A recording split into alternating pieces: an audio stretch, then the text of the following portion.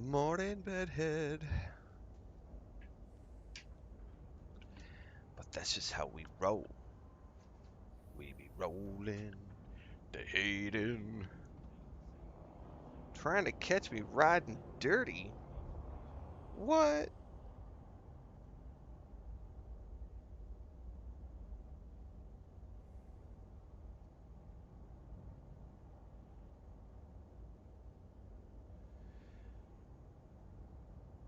The coffee is probably too hot to drink, Detroit. No, it is not. It's just right. Commuters are advised, protests are currently disrupting promenade traffic. Visit the promenade to witness our democracy in action.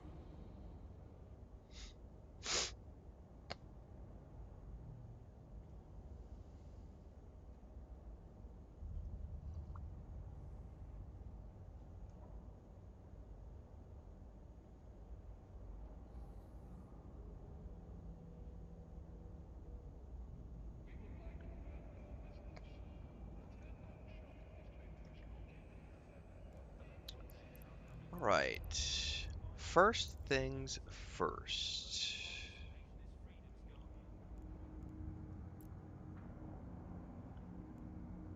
First things first.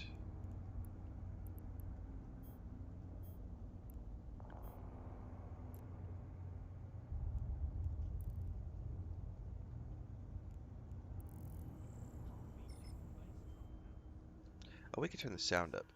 'Cause I am not in any voice chat today.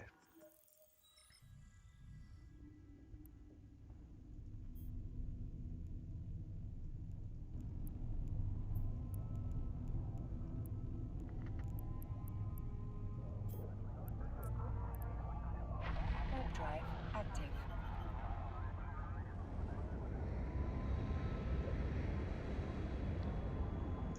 I've only ran the Headhunter one. I've done Watchtower before, but not all the way through. Watchtower is an interesting creation for Starfield because it goes along with the whole playthrough.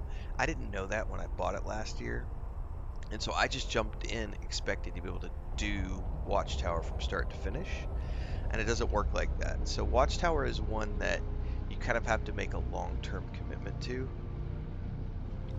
um, because it's not something you can just go through in a few hours.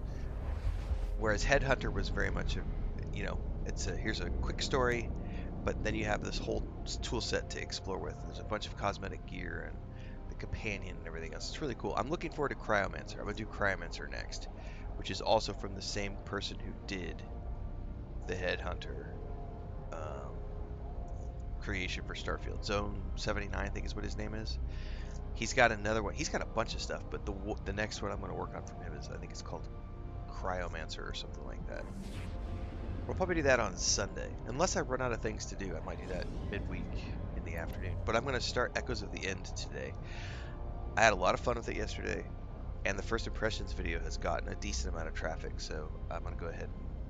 I checked online, said it's like 12 to 15 hours long, maybe 20 at most. So I was like, I could bang through that over the next, through the week. I can probably have that done by, Sunday, Monday. That'll be a nice afternoon game to play.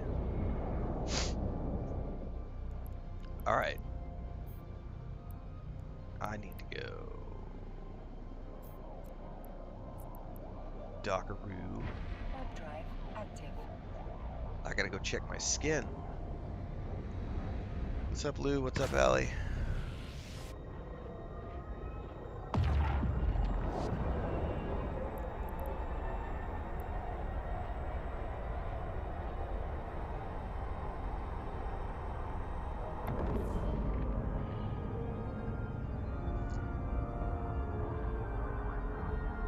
Docking permission requested.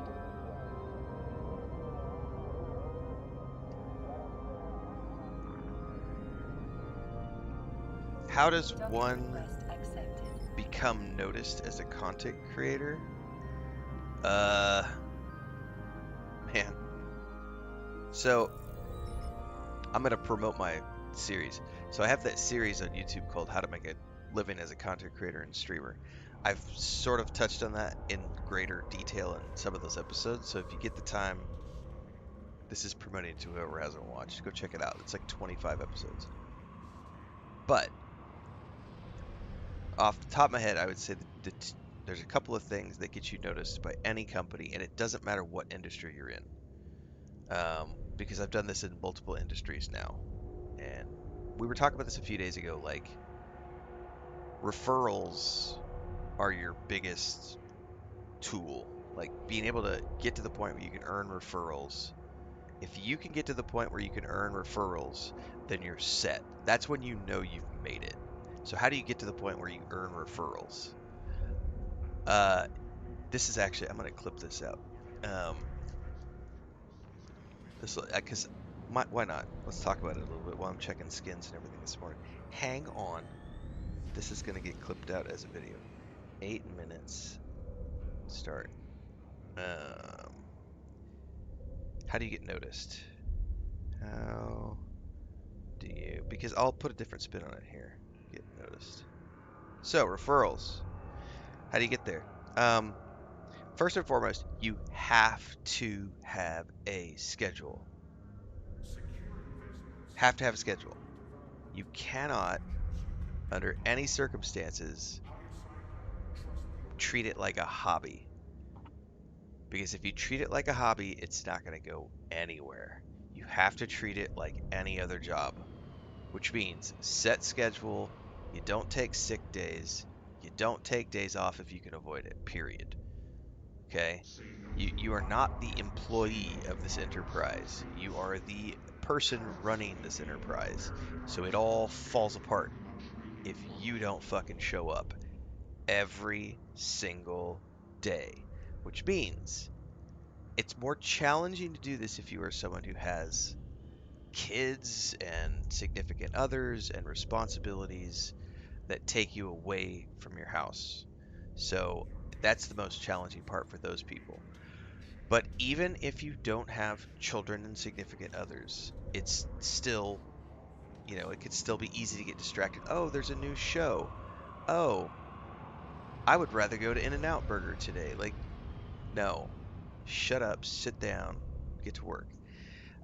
If you have a significant other, and that's a discussion that has to be had before you make this journey because it is going to require a sacrifice of most of your free time. There's not going to be a lot of time. You do need to make, it's important that you need to have your date night with your wife or significant, your husband, wife, boyfriend, girlfriend, whatever it is. You've got to have date night with them, but there also needs to be a clear boundary of, look, I need to make this happen. And in order to make this happen, I need to be putting in 3 hours a day. And the only spare time I have is here when I'm home from work and it's 7 o'clock at night. We've done the homework with the kids. We've all had dinner together as a family. You know, uh, this is a great time for, let's have, you can whatever they so I am very blessed in that Chris is a very creative individual. So I have never had to worry about Chris finding things to do when I'm doing things because she is not dependent upon me for enjoyment of her life. And that is the greatest boon you can have as a significant other who doesn't need you in that way. You're together for the emotional connection and the life journey.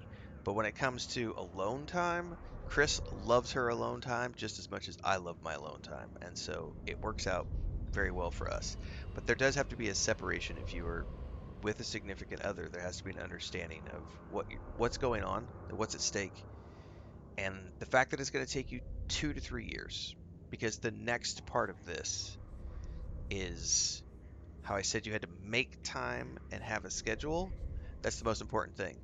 That's how you get noticed by by companies for content creation and streaming, is by reliably showing up day in and day out, consistently working at getting better at your craft and growing your audience. And that's just time.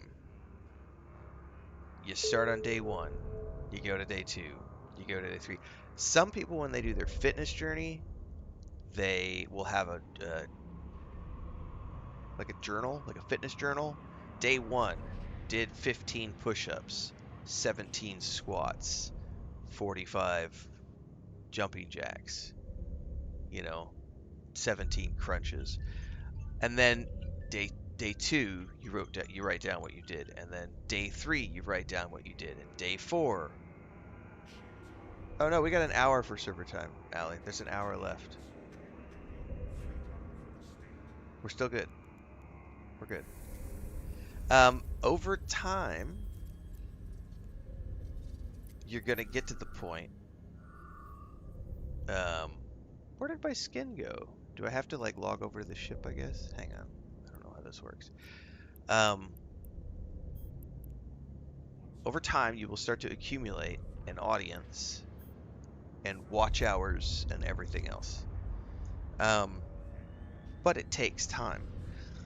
Every industry I've worked in, so I've had these are probably the four I can list. Well, it's five really if you count. So, um, when I was in construction, when I was young, I was 20 years old when I formed my first S corporation, and I got work by going through the phone book and persistently calling. I would drive around the Front Range of Colorado with a stack of business cards and hand out business cards at every job site I saw. I would go on Sundays and look for job sites, and if no one was on the job site, I would go in with a hammer tacker and bang my business cards on the wall. And then I would call those people, and I would call those people. I'd be like, hey, I know you got a crew. I know you're working with these people. You know, can I work with you guys? You know, your brother needs some tile put in his house. I'm good. I'm down. I'm available on Saturdays and Sundays. You know what I mean? You put yourself out there and you hustle. And that's the part of doing this is you have to be able to just make the time, take the time, hustle. The other one was when I first got going with Chris. I've told this story before. We printed up like 3,000 business cards. We were living in Cancun. Printed up 3,000 business cards, and she and I went on our bicycles and walking, and we went around the entirety of Cancun, circa 2013, 12 or 13. Hey, I do photography, restaurant, tour agency, everything. Museums, the local museums. We went everywhere, handed out business cards. The next week, I got a list of all the places I dropped off business cards. I'm calling. Hey, man. Yeah, I was the guy who came around with my wife last week. I'm the gringo living in Mexico who does photography. Did you guys decide if you needed anything? All right, cool. Well, let me know if you do. Put them down. Yes, no. Call them back in a month. Then as you go through that list, 3,000 business cards that we handed out over a month's period of time. We hustled every fucking day. Within the next month, I'm calling people. I'm getting one yes out of 100, two yeses out of 100. That's enough, right? And then the ones who didn't, I then had a personal assistant who was living with us, and he and I went through the next month and we went and emailed everybody on that list. And then a week after that, did follow up phone calls again and landed more clients. And I got like several years worth of work out of that. And more importantly, referrals from the first one as well. Um, Time, hustle, never say no, never take no for an answer, be persistent. You are your own worst enemy when it comes to being lazy. And after all of that, if you get work, over deliver every fucking time in your early days, over deliver and be ahead of schedule. Always. Always over deliver and always beat your schedule. Always. Never, ever, ever deliver on a deadline. Always be early, which means you got to be willing to put in the time. And that gets you referrals because then they go, oh shit, this guy does good work and he hustles and he's giving us value for our money, right? So that gets you the company going, hey, we want to work with this guy again. And then the next time you don't even have to call. They call you and they say, hey, we'd love to work with you. We liked what you did last time. Do you want to do this? And you say yes or no. So, but how do you get to? I'm telling you a lot of the things you have to do to get to that point. How do you get noticed? Once you have built up an audience and once you've started regularly producing content, and if you are regularly reaching out to companies looking for work, eventually someone's going to be like, God damn, this dude's persistent. And they're going to say, yeah, we've got this key. Here's a game key. Here's a game key. And you're going to say, awesome, thank you. You put that up on your channel. Key, name of the game. I'm playing this game. Key provided by. And you'll get offers. Trust me, you'll get offers. A lot of the offers are for shit. Um,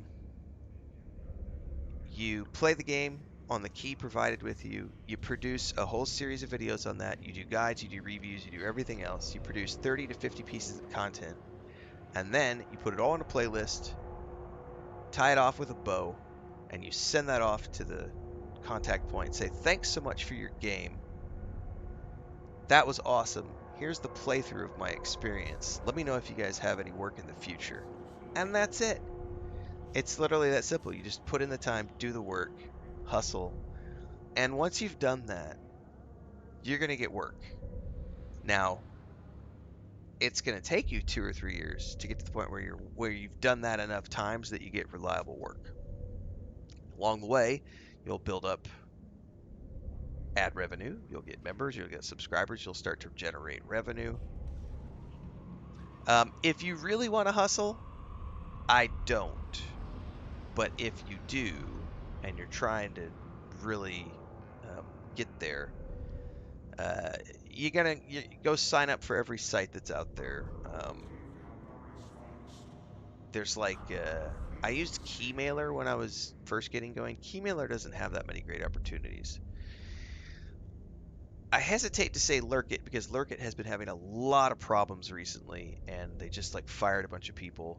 But I can say that in the past, Lurkit has been a very good place to get free keys because once you've established an audience, you can put yourself on their website, and they have all of these. Like, you can have a profile there, and it shows the companies all your stats, and you can see your stats. So you link your YouTube, your Twitter, your Instagram, your TikTok, etc., and it tells you like these are my average views per video on YouTube. These are my average CCVs per stream on Twitch, per stream on YouTube, concurrent viewers.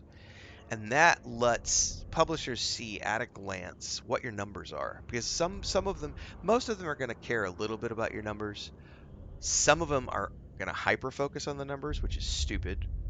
Whatever. They don't get the best results. But other companies will be looking at, well, what's your profile? What kind of games does this person play? Okay, their numbers are solid and they play a lot of RPGs. Chances are they're going to like RPG. You get a lot of key offers in Lurkit. There are a lot of campaigns from different companies, and there are like the better opportunities come as you have more numbers. As your traffic is higher and your follower count is higher, you'll get better offers on that platform. I have had some major issues with their payment stuff in recent months, and I know they're going through some restructuring. So I can't speak to where they might be after the viewing of this video, but up until this point, it has been a great place over the past few years. There's some other places too. I keep some cards close to my chest because there are other places you can go to. You will get private invitations once you get your name out there enough. You will get invitations from different publishers and or developers to join their content creator groups. And once you get invited to join content creator groups, I'm in I think like 6 or 8 of them right now. That's when you'll start to get like, hey guys, there might be 20 of you in the group. There might be 100 of you in the group. It just depends on who the company is. But there'll be a thing where it'll be like, hey guys, we're gonna have this special opportunity coming up for our content creator group, and it's like 6 months before the rest of the world gets to see the project. You get a chance to take a look at the beta. You get to make video content around that, which gives you early access to whatever that is. I'm in content. So as an example, Solasta 2, I'm in the early access group, beta group for that. Voyages in Air, I'm in the beta group for that.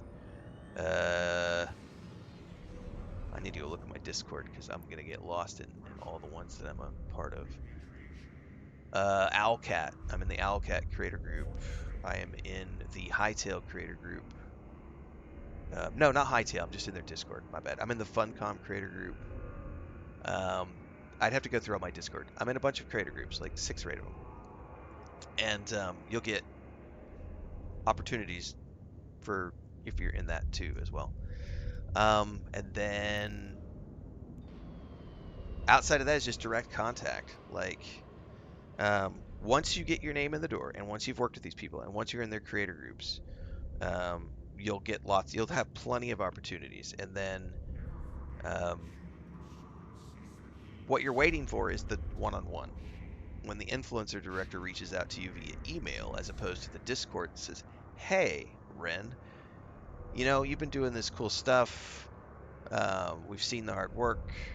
What do you think about doing this?" And that's when you go, "Yeah, let's talk numbers." Boom, you're in. And then it's just whatever you want to charge your shit at. Like, I charge way more than most people because I don't need the work. And because I don't need the work, I don't hustle like I used to. When I was younger, I fucking hustled. This particular time around, I have not hustled. I started my channel. I just did what I wanted to do on it. I didn't pitch any companies. I did sign up for the websites so that I would get free keys. But I have just very much done my own thing and everything else. And by year 3, I was getting like 5, 10 offers a week of free keys. Year 4, which was last year, I started getting AAA offers. Joined some AAA. Actually, at the end of 2023, I joined a couple of AAA content creator groups. So by the end of year 3, I was getting access to that stuff. By year 4, I was starting to do sponsored campaigns and joined more creator groups and did sponsored reviews and everything else. And then this is year 5 right now that we're in the middle of. I have done way more sponsored shit this year. I feel like year 5 for me is like, knock on wood, uh, we're being we're very blessed right now. There's plenty of work to be had. I'm not hungry. And because I've never been hungry, like a lot of up and coming people who are much younger and have families to feed, I haven't pitched at all in this particular journey. And remember the fitness journal that I talked about earlier? I don't have a fitness journal, but if you watch my YouTube channel in between the streams, I have documented every single thing I've done since I started this channel and got monetized. Every single thing has been tracked and documented for channel members. And that's one of the number one perks I have offered my channel members for the entirety of my journey on YouTube, which I did before I started multi-streaming on Twitch, before I added Kick, before I added a TikTok, before I added Instagram. I started on YouTube, and I used to only stream on YouTube until Twitch started letting us multi-stream. And then I added that to the equation. So if you go back on my YouTube channel, you will find videos from the very beginning when I was like, "Hey guys, just got monetized. It's 2 weeks in, making $3 a day. Have this many followers." 3 months later, "Hey guys, I now have this many followers. I am now making this much per day. And here's what I did over the last 2 months or 6 weeks or whatever that I feel really worked in terms of boosting my traffic." Every 3 months, generally speaking. And then every year, I do an annual report where I say, "This is what I did this year. This is how many net followers we got. This is how much money I made. This is where the money came from." Ad revenue, membership, subscriptions, merch store, Patreon, book sales, contracts, aka sponsorships, and reviews, paid reviews and stuff. So, once you get to that point, um, you're good. And I haven't had to really stress about anything in a while, which is nice. But you have to be dedicated. I'm very analytic about my business. Everything goes into Google Calendars. I do all my own taxes in the sense that every single I do all of my bookkeeping, all of it. So I am every single purchase, every single thing, and then that goes to my accountant. You know, but I've ran companies before. There's also been the game studios in there as well, which I've talked about in other places.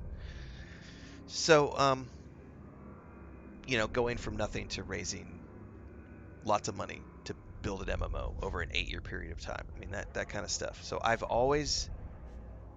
I'm not lucky, There is no luck involved. You make your own luck. Since I was 20 years old and I made my own way in life, I've just always been, I'm not being arrogant when I say this. Hopefully that comes off. I am being sincere. Um, I have just, I don't want to live on the streets. And I got kicked out when I was like 15 and a half. So I have always had the hunger to not be homeless. And that hunger has always driven me to do whatever the fuck it takes to not be homeless living on the streets. Because I never finished high school, I never went to college, and I got kicked out. So there is a deep seated fear. I don't have a cushion. Like, I don't have a cushy job and a 401k and, pension and all this stuff. I don't have health insurance. Like all these things. Like, I have to make all that stuff happen. So I've always, um, anyway, um, have I had to refuse offers? Yes, I refuse offers all the time. I would say probably, I think I'd say the one that I refuse all the time. I get free keys every fucking day now. Like 30, 50 keys a week. I get offered free keys. I have a very generic email. Hey, thanks. That sounds awesome. Thanks for being interested. I'm only available for sponsored streams and reviews right now. What's your budget? That's it. I have a copy paste email that goes out to everybody. Like, um, and then occasionally you get offers come through and they'll try to negotiate with you, and it's like, no, the price is the price. And I don't negotiate unless they are willing to make bulk orders, or if it's a company I really want to work with. I don't negotiate. My price is my price. And I have been told so many times, well, that's just too high for where you're at on the totem pole. And I say, I don't give a shit. That's my price. I have the benefit of not needing, I'm not hungry. So I have a negotiating power where it's like, nah, no thanks. Sometimes they'll come back and be like, well, maybe in 6 months. And I'm like, okay, let me know when you do. Like, I don't care. If the money's there, cool. Unless I really want to work with you. I've turned down 3 or 4 offers this year to travel, which I've talked about in other places. I turn down stuff all the time. Like, um, there was another question that got asked that I want to cover really quick. By the way, Ali, thank you for answering all the EVE Online questions in YouTube while I've been off on this discussion. Once you get the call, can you say your foot's in the door? Yes. Well, your foot's in the door the moment you can join a content creator group for a company and get early access to content before they're sharing it out on social media. That's your foot in the door. Because now you're in a Discord with the influencer managers and the marketing team and the social media team. And you're probably getting to go to some dev interviews where you're getting to sit down and talk with devs. You're able to record those videos. That's your foot in the door. Foot in the door is when you're in the content creator group, because that's your chance to make one-on-one relationships. Um, and again, if you're very hungry, you pitch. I'm not very hungry, so I don't pitch. When I was hungry, give you a quick example. I should probably do another video on this too, like how to write a proposal. So back when Chris and I were in the travel industry, I was very hungry and I wanted to travel the world and see places. So I would make proposals, and you send those proposals to the government. That's literally how you get to travel the world for free. You start at the government level. So I usually have a 3 to 5 page proposal. I've researched the destinations I want to go to. I find their tourism branch. What you're looking for is the branch of the government that manages tourism, a destination marketing organization, DMO. And you get their contact points and you send your proposal and you follow that up with phone calls, and Facebook messages, and you hound them and harass them until you get a hold of somebody and you get a chance to talk to somebody in person. But it would always be like, all right, if I'm planning this 6 month trip where I want to go to Europe with Chris for 6 months, there's planning and logistics. I can't go for 6 months because of the Schengen visa. I can only go for 30 days at a time. Or excuse me, up to, now it's been a while since I've done this. I think it was up to 90 days in a 6 month period you could do in um, Schengen areas if you're a non-European member. So then it's like, okay, so we're going to plan. We're going to go in. We're going to spend 30 days in Spain. Then we're going to hop over here to like Bulgaria because that's European Union but not Schengen. And then we can jump back in and do this country, and then we can go to Turkey, and then we can come back and do Greece, and then we can, you know what I mean? So you're making it because you're trying to make sure that when you go, it's going to cost you a chunk of change to get to Europe and back.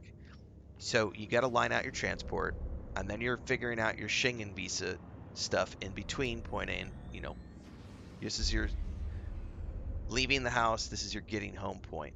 And you're planning the route in between there. So you're planning all the places you can go. So you're looking at the countries so you can bounce around with your Schengen. Um, your Schengen. Um, and then once you've determined that, you're like, okay, I could do these countries in 6 months.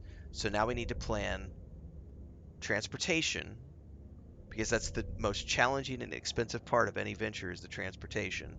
And then you plan your hospitality, and then everything else, which is food and activities you can do when you're on the ground. But you have to line the transportation, hospitality, those logistics have to be done first. Oh, and any traveler's insurance you're going to need for that 6 month time.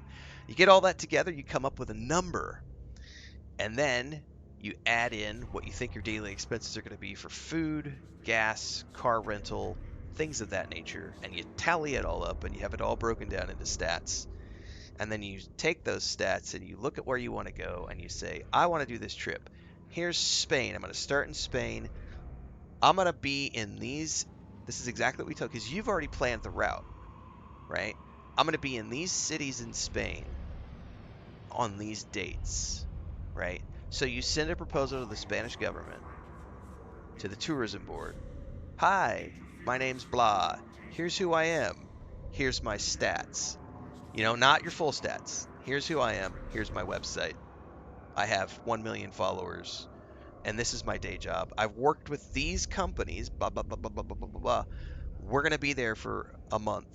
We're going to be in these places. If you would like to work with us on anything, whether it's photography, videography, drone stuff, if you want some articles written, whatever it is that you need, why don't you let us know and we'll coordinate something along the trip. Looking forward to working with you.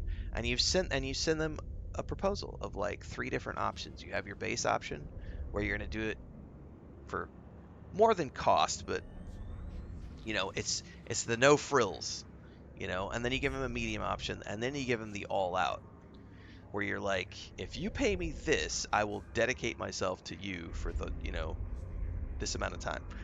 And then you do that. And it's the same thing with video game companies. You look at what they have to offer and you say, hey, I want to work with these guys. Here's the cheap version. Here's the expensive version. Here's the really expensive version. And here's what you get for all of those versions. And that's your rate card. That's your media kit. So if you look at a lot of hungry people on social media, you'll see that they have a media kit on like their Twitter or something. Um, or somewhere on their social media or on their website. They'll have a link tree or whatever the case might be. And they'll have a rate card, um, and a sheet. The rate card they might not share publicly, but they do have a rate card that they'll, this is how much I charge for Instagram, this is how much I charge for YouTube, this is how much a stream costs. But they'll have their media kit where they show their numbers and everything else. And that's your calling card. So also go to travel conferences, in this case, gaming conferences. Like, you just got to go. Go to PAX, GDC, Gamescom, if you can afford to go and if you want to go. But that's a great place to meet representatives from companies because they're going to be there. You hand out business cards, you make connections, and you hustle, and you make it your livelihood. Because if you want it to be your livelihood, you got to take it seriously. And that was a really long episode, but hopefully I was able to cover a lot of ground there. Um, that was like 30 minutes long. But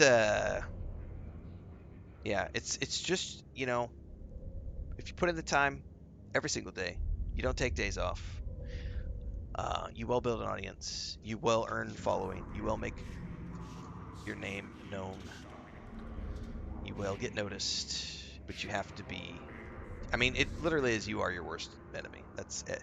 I would say 90% of the businesses I've worked with, um, people fail. The reason those businesses fail is because the people fail. I think it was Gordon Ramsay Hell's Kitchen. Because I used to run workshops, right, and do consultations for a living. And I've talked about this in other places, but like I've had um, graduates who went on to become keynote speakers. We got Nick and Margarita who went on to become National Geographic, like working with them in their hometown of Milan, Italy. Um, it's an interesting thing, but like most brands will go to failure within the first 2 years. But usually it's within the first 18 months or so. And the reason is because people get burned out. They'll be like, I'm doing all this work and I'm not seeing results and I don't think it's going to happen. And they stop right before they start making traction. Right when they could be breaking over the hill. And that's like the guy who goes to the gym for 6 months, works really hard, and then he just has a week where he's like, I just can't take it anymore. And he's force feeds himself pizza because he has a mental breakdown and doesn't want to work out anymore, and he's tired of no cheat days, and he's tired of, he just breaks down, and you know no vacations. Sorry, you're building a brand. No vacations. Don't take time off, period, unless it's something that's super super super super super super important. I mean, if you have to and you're extreme about it, you could set a schedule. Like, I'm only going to stream Tuesday, Thursdays. I'm only going to stream Monday, Wednesday, Fridays, if that's what works with your family. But understand that if you can't do it every single day, the growth will be longer. And there is no guarantee of what that time period is going to be. But for most of the brands that I've seen and people that I've worked with and my own stuff, it's been within 3 years, 2.5 to 3 year mark. All my businesses have been sustainable. Um, so And then you'll have people who will ask, well, why didn't you ever just stay working in one thing? I get bored, man. I have a chronic. Once I have overcome the challenge for something and done it for a few years, I get bored and I want to move on. And I want to see what's over the next horizon? What's the next challenge? Learn a new language? Done that. Write a screenplay. That's one of the ones I'm eyeballing right now. Make a short film in like Unreal 5 with AI and animation. That's on my horizon as well. So I like to always look at. I have the homestead here. That's a whole other challenge. I like to be challenged by things. So I build something up until the point where it's successful. I do it for a few years, and then I'm like, all right, cool, been there. You know, mission accomplished. I came, I saw, I conquered.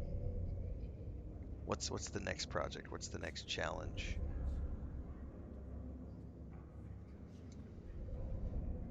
Connections are important. I think out of all of that, though, I would summarize it. Apart from the hard work, is over deliver and be on time. Um, I can tell one little more anecdote. When Chris and I were in Ireland, and then I will get back to this because I've been rambling for 30 minutes. When Chris and I were in Ireland,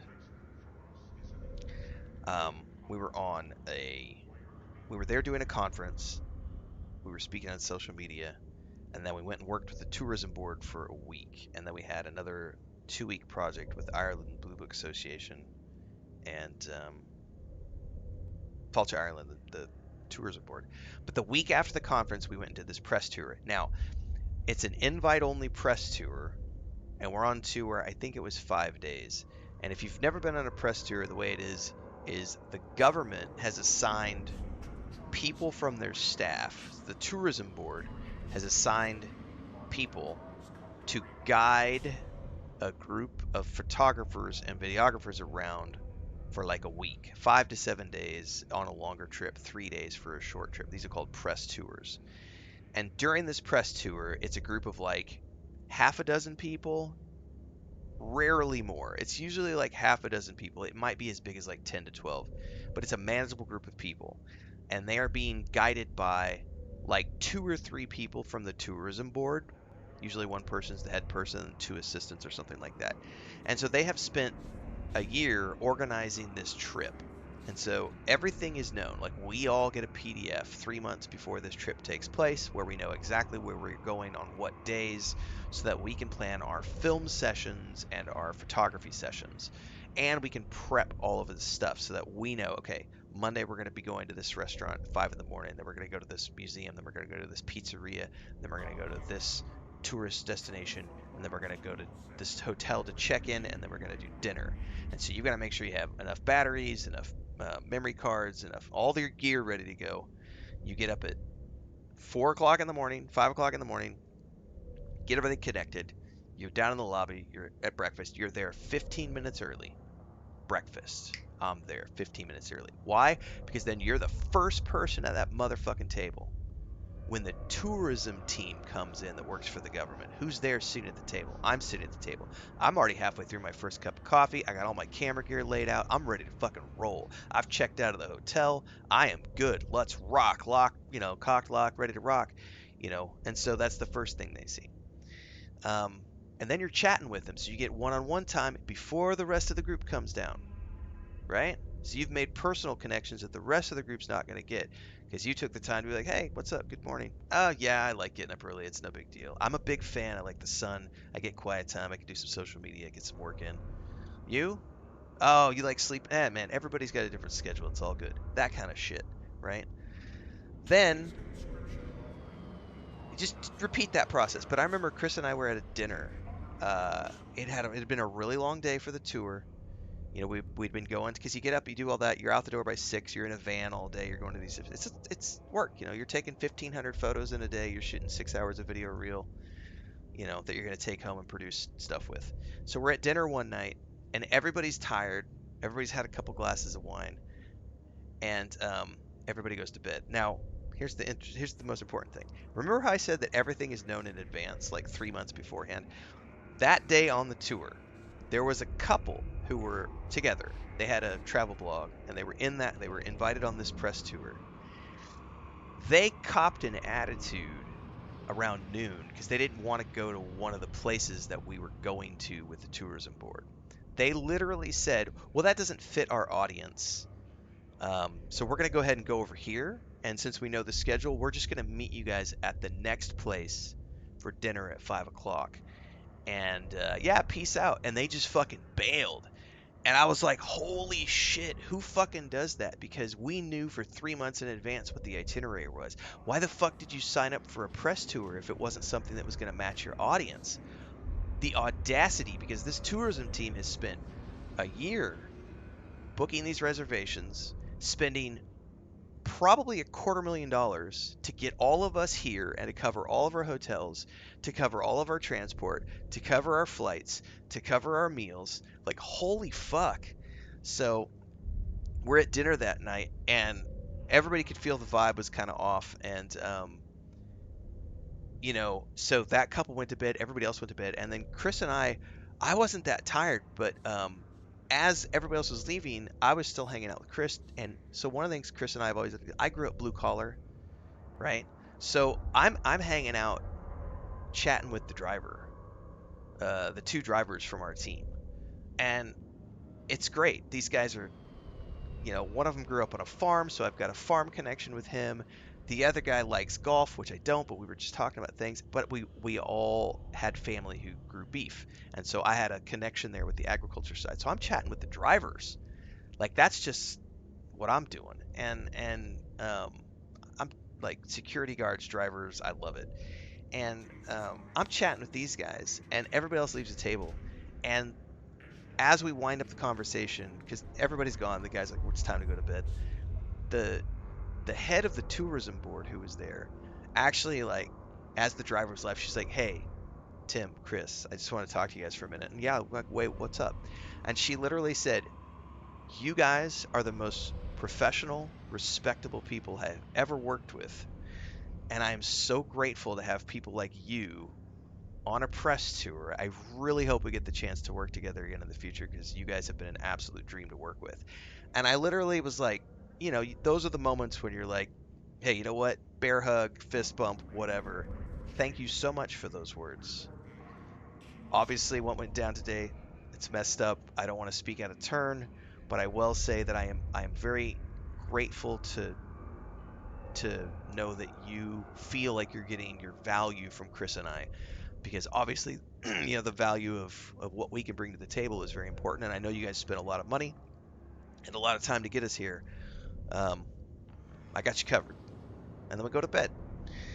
And they have sent me messages through Facebook. The two girls that were on that tour, I have stayed in contact with, even though I don't work in the travel industry anymore. I've watched one of them get married, have two kids.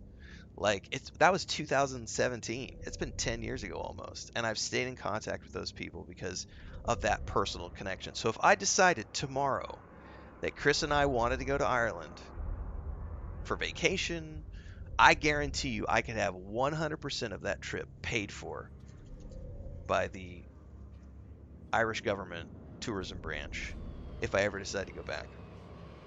Why? Because I over delivered, showed up on time, I was early and professional.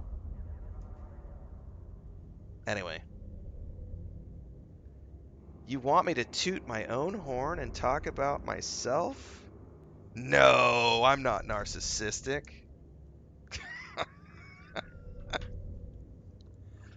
Um, when you do cool shit in life, it's fun when other people ask you about the cool shit. There's nothing wrong with it. Um, so thank you for the chance to reminisce.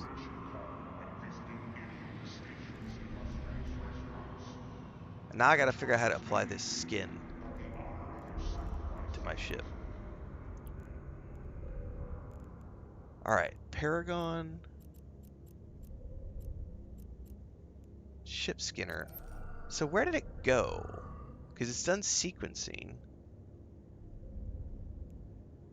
Do I just click this and apply it?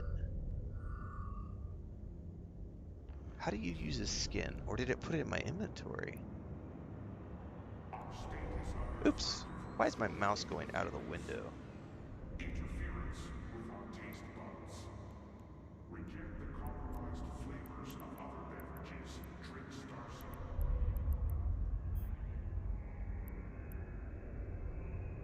Someone says collection tabs. What the fuck is the collections tab?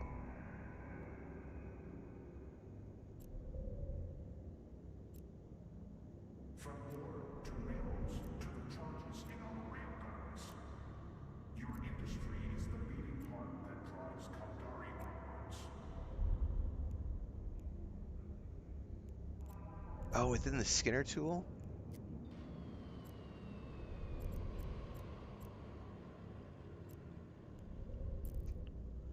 Collections tab in the skin UI. Hang on, I gotta close some shit down apparently.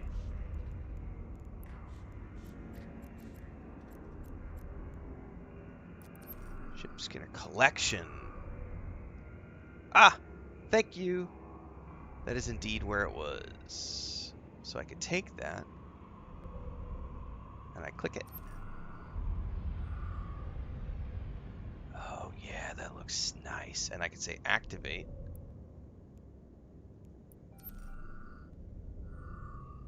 Now, if I'm done with it,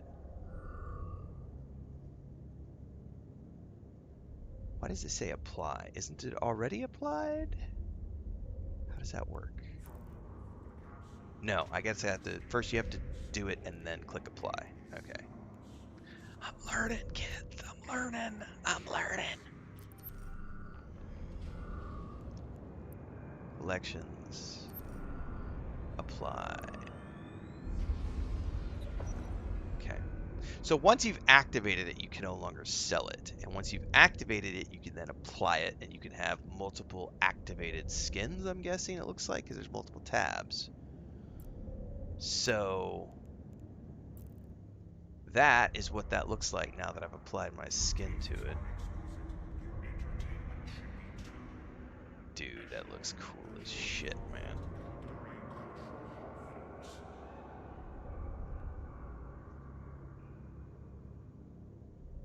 Yeah. Yeah, man. I can dig it. Once you're activated, it's on your account forever. Sweet. Okay. The next question I had, I think skins are ship based. Like I can't use the skin on another ship, right? I can only use it on the one ship. Well, yeah, it also cost a bunch of Plex, Allie. So definitely, it's like you're either gonna do it to sell or you're gonna, because it's not cheap. That Plex shit is not cheap. It's only one hull. Okay, before I even look at the next ship, then that answered my question. It's one hull per skin. Copy that. Okay.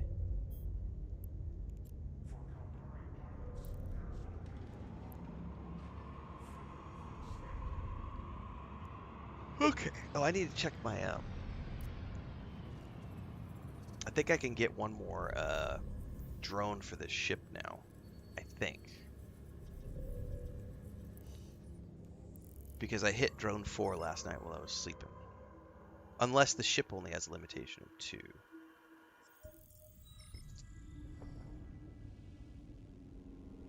No, I can have 4 drones in space now, up from... That's cool as shit, dude. Okay. So I can, like, launch all my drones. I can have 4 drones in space. Return those to the drone bay. Nice. Alright, cool. So I've got my Explorer set up.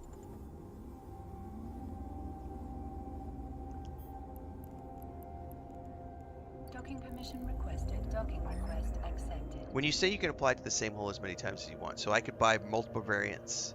Excuse me, I could buy other of this type of ship and I could also apply it to those?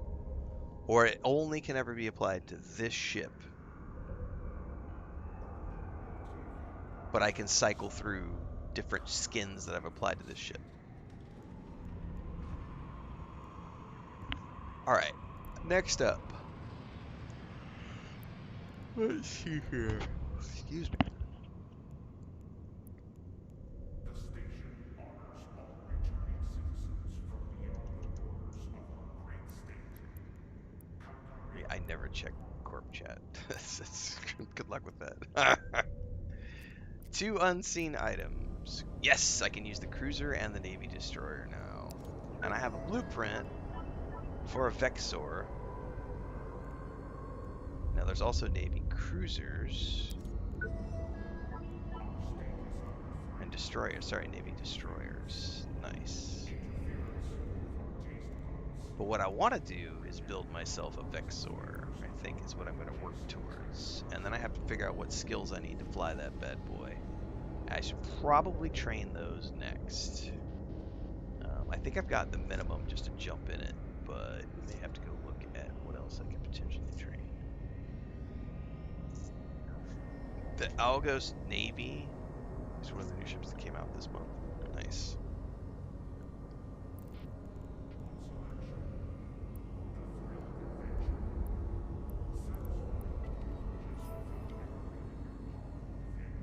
How are we doing on time till the reboot? I'm gonna wait to get my coffee. Because we're like 10 minutes away. I'll just hang tight. Okay.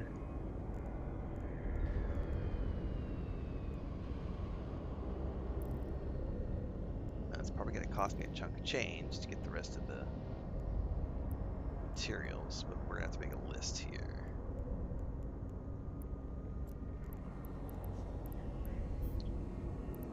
Vexor blueprint.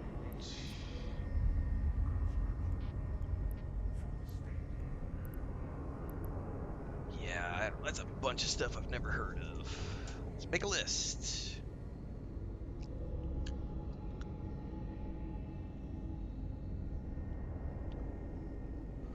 $486,000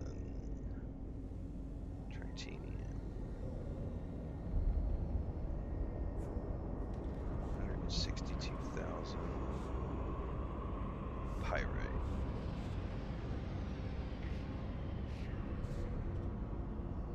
32,400 God, it probably was easier just to take a fucking photo of this on my phone. Jesus Christ.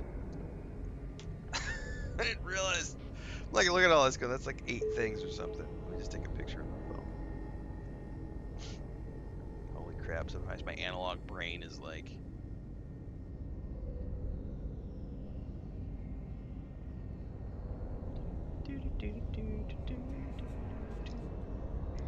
All right, let's see what we got in the guild storage and what I need to go harvest more of. I know we don't have those last 3, but I think we have some of the first 3.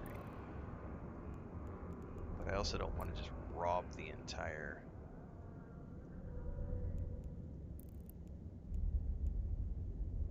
I've also got a bunch of stuff I need to deliver from the other. I don't think I might have time to make a delivery before the server shuts down. Why don't I actually do that before the server shuts down? Let me go do that because I do have a load of stuff over there I could bring back.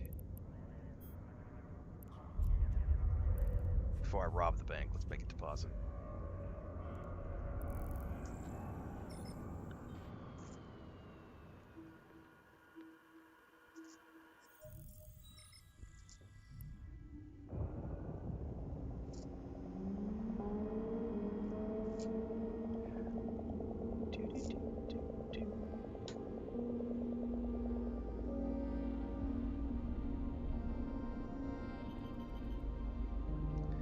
What's the date?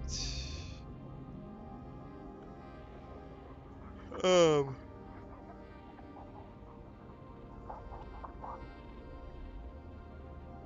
the problem is going to be this weekend is Independence Day for the Americans. I was going to say, Allie, I wouldn't mind trying to get together with some guildmates on like Saturday and Sunday morning during this session.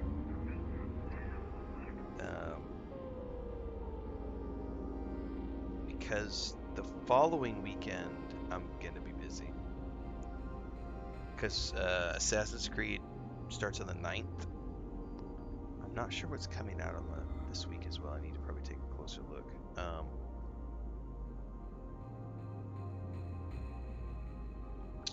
Anyway, maybe tomorrow too. Shit, I need to go. I'm like lollygagging here. Refinement station. Warp drive active.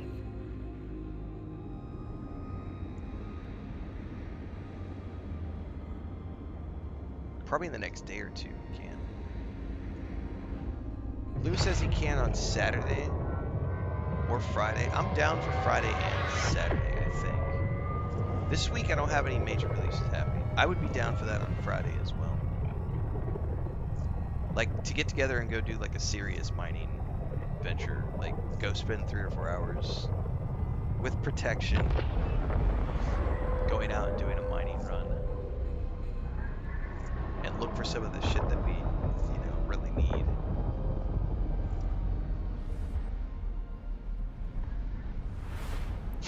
See who else we can get together. Refinement station, dock. Warp drive active.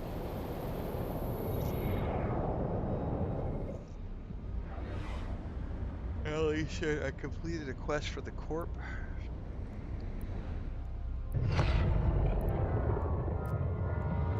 Man, there needs to be a better way to bring the corp UI up.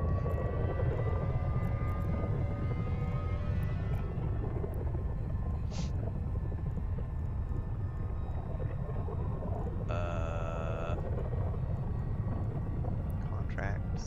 Your corporation has no contracts. Contacts. What am I looking for?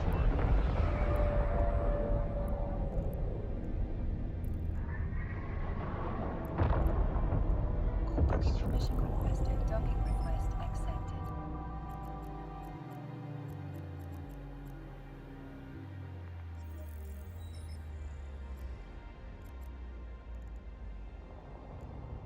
Hang on a second before I get sidetracked. In the heat of the moment, stay cool with the Federation's favorite flavors. Now available in blue.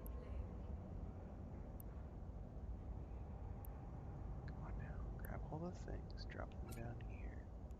Reprocess. care about the ore. Let's put that in my ship. Got our goods. Undock. Get back. Under projects at the very top.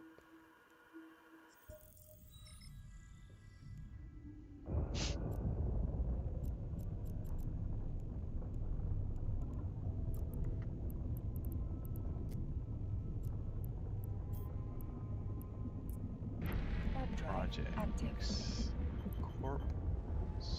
Survey.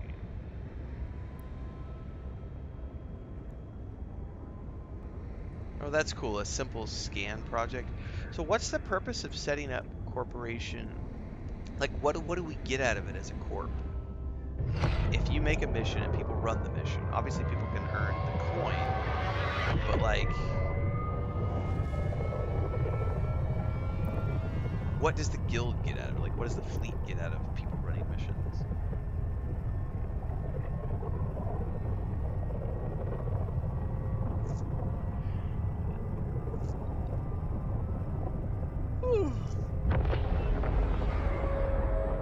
I need more coffee. We're a few minutes away.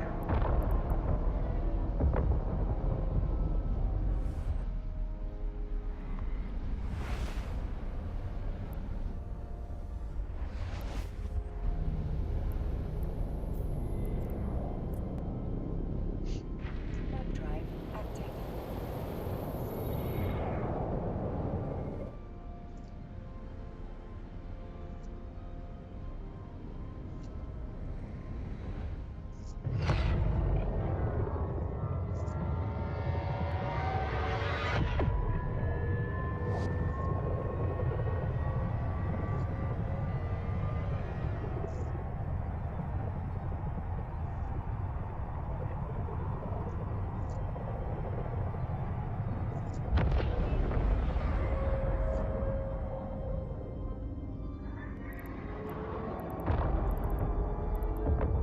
Docking permission requested.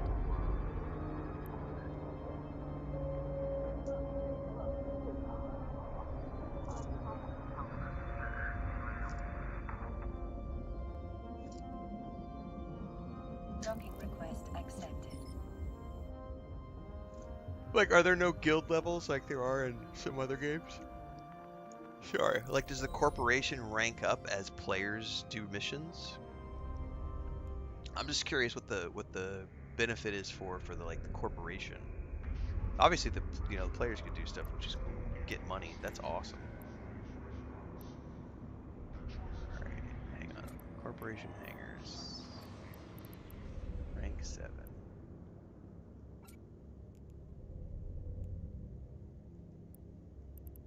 7 missions. Stack all.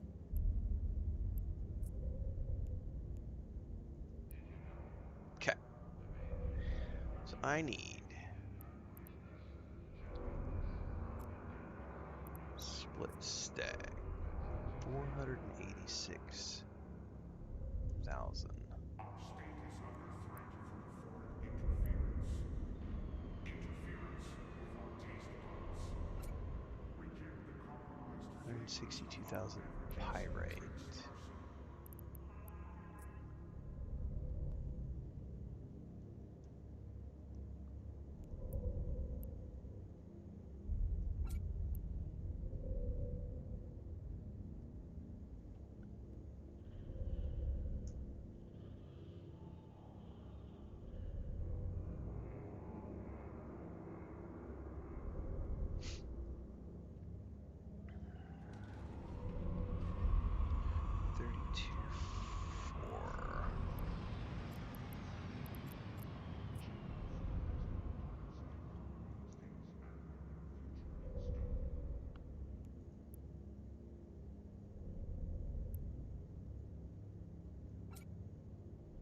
Gonna have to restock on Mexalion.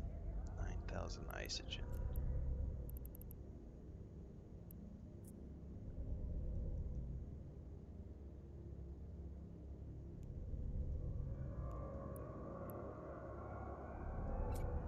Okay. We're definitely running lowest on Mexalians, so probably after I get back from the server review, it's time to go do mining because we're gonna need lots of Mexalian because I'm using a chunk. All right, now we gotta go to the Navy station to see what I can't buy for the rest of this stuff. And I think we can get there before the server. Like we'll get there right as the server is setting up its warning. All right, we want to go to the Federation Navy Assembly Drive Plant. active.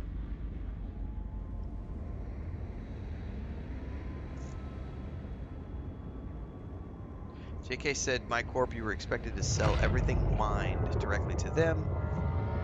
They would pay a fixed amount, slightly lower than what we get, but guaranteed an instant, so win-win, and we didn't have to travel to sell." That's interesting.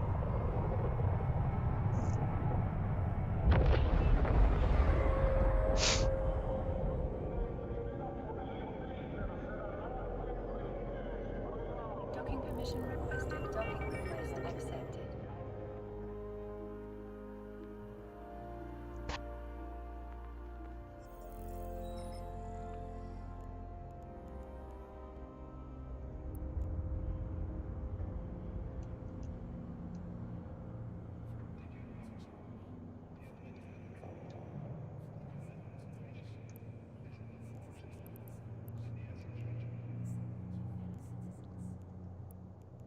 Why is it still categorizing it by that? Hang on. What did I do here? Regional market. Why are you still looking at drones?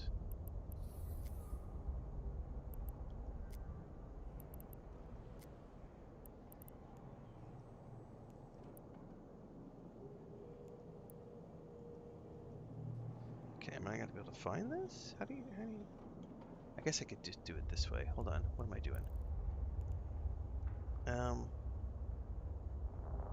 Am I doing something wrong? My brain is like having a completely...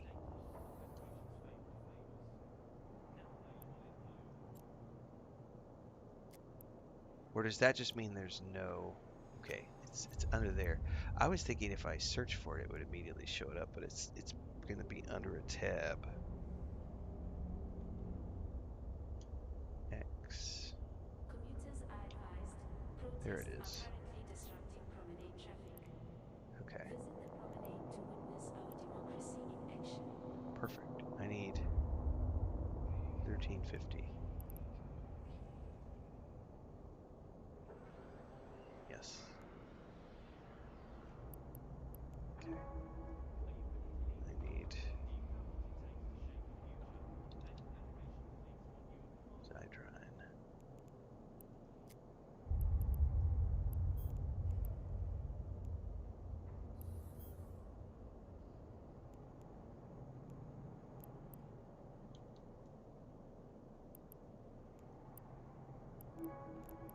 And we need...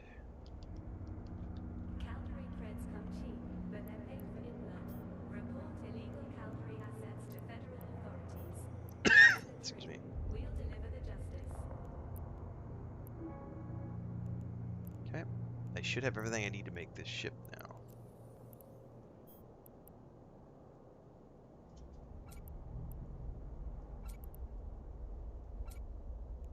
Just in time for the server to go down, right? Noxium, Zydrine, Megasite.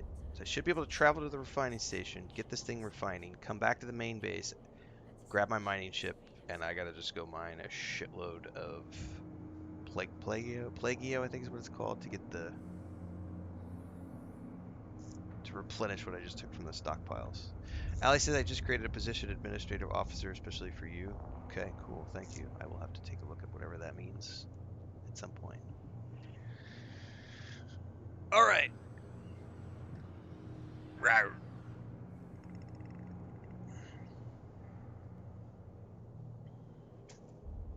I am going to take a few moments here. Yeah, it's just Plagio.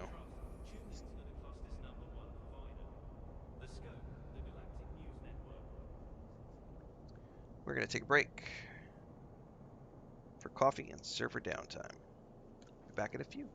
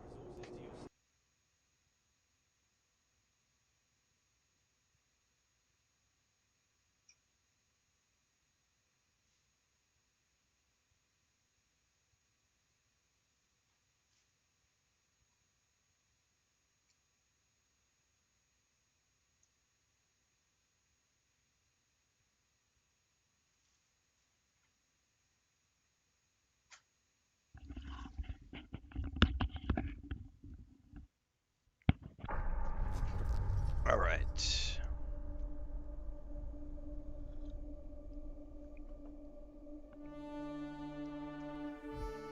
Connecting. Short downtime today.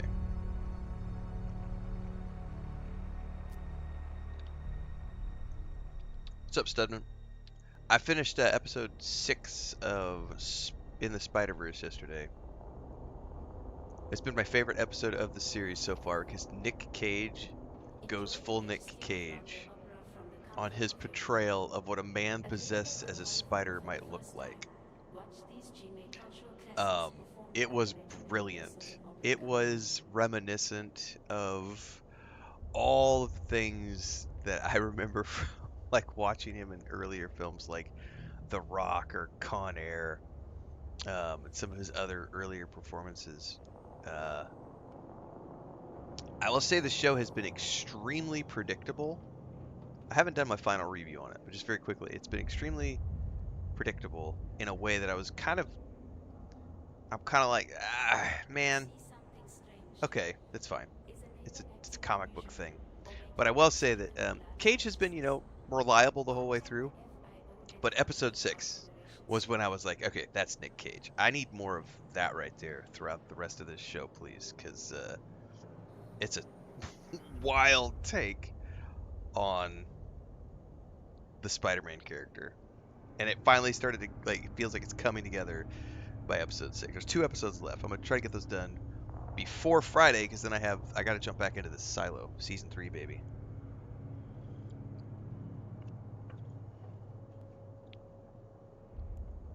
All right, server's back up.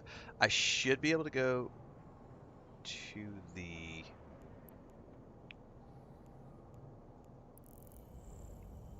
refinement station now. Oh, I need to go grab the blueprint though. I don't have the blueprint with me. And then we watched movie-wise. What did we watch last night?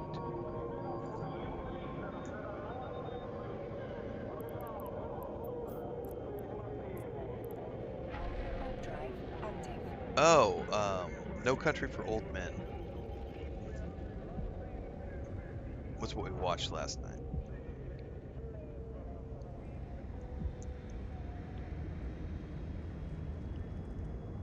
I'm gonna try to start The Hobbit with the grandniece today. We're gonna see if she connects with it or not.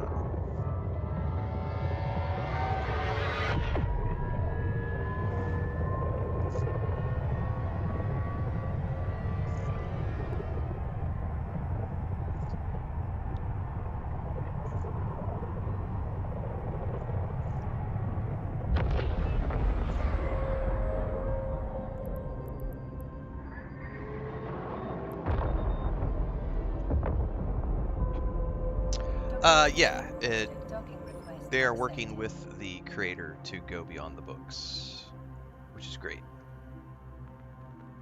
I'm hoping that we get the same treatment from Brandon Sanderson as he brings the Mistborn series to TV.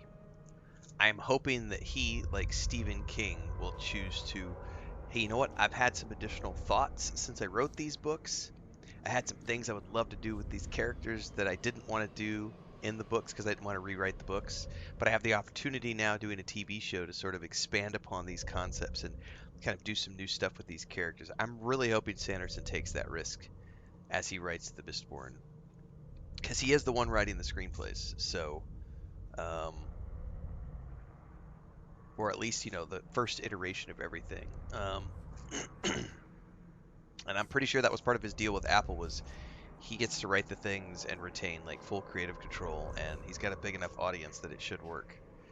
Um, I'm hoping, and I can't wait for that to be the case, because then all the crybabies who will say things like "It's not that way in the book," he just went woke.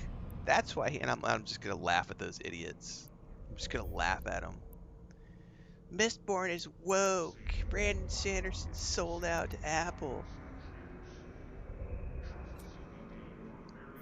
I'm gonna laugh because he was the one who wrote it all, did all that stuff. Ah!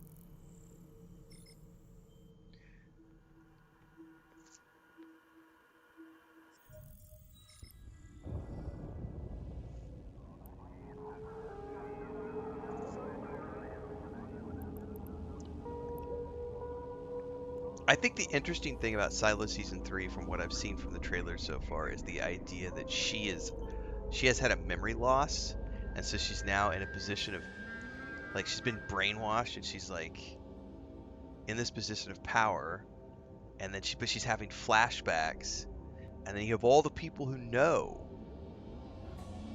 and are like, what happened to her? You know, I can't wait to see it all unfold. It's gonna be good. All right, crafting station. Here we go. We're gonna go craft a ship, Warp drive active. and then I'm gonna go mine.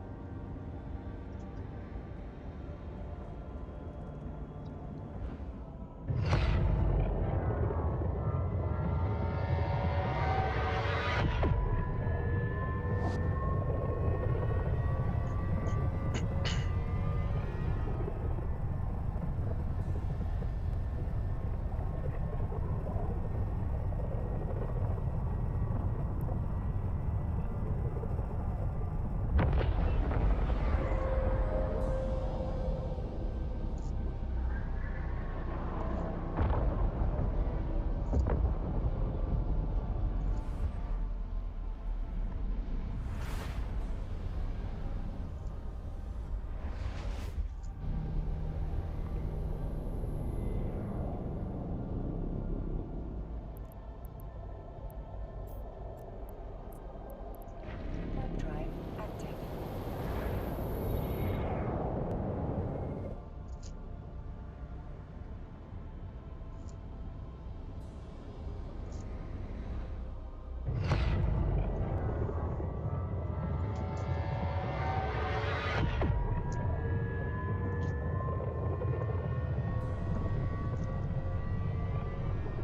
Docking request accepted.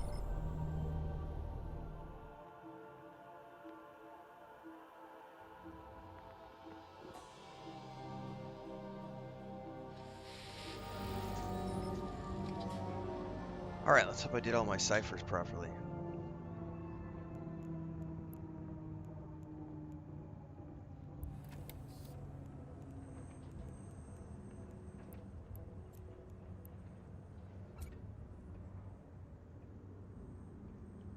Oh, I have to put everything in my inventory for or my. Hang on.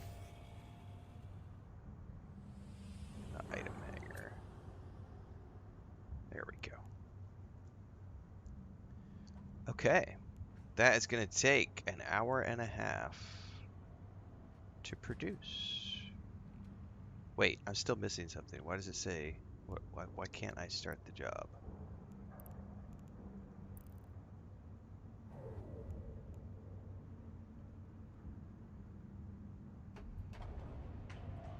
Cannot use this blue car. Oh, why? Because I didn't put it in the item hanger?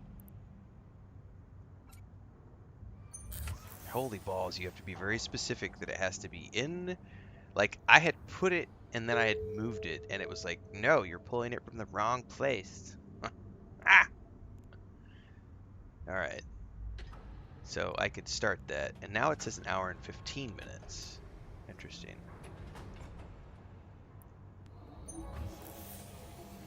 Cool. So I'm creating a Vexor ship.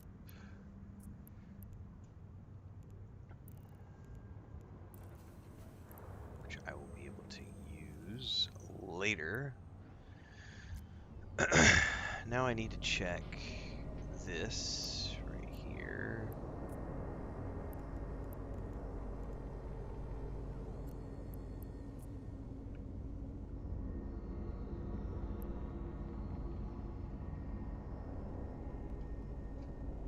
Drones don't replace pilots. They make them unstoppable.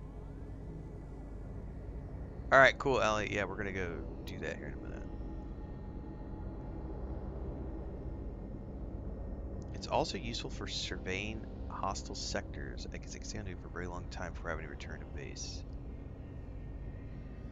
I get 10% bonus to drone hit points, damage, and mining yield. Interesting.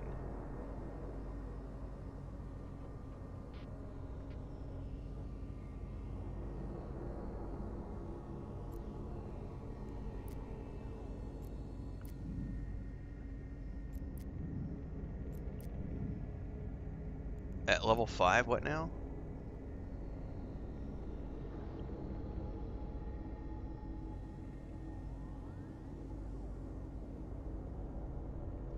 Man, you need a ton of stuff to really fly that thing properly.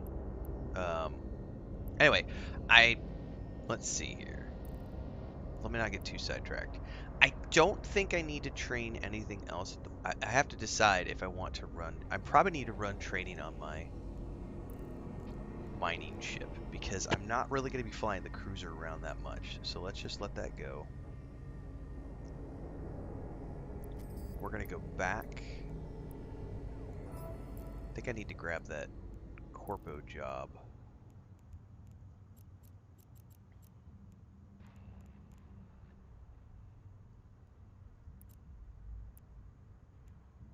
Projects. Plagio Blaze Blitz. Oh, so you set it up like a contribution thing. So you get money per contribution. That's cool.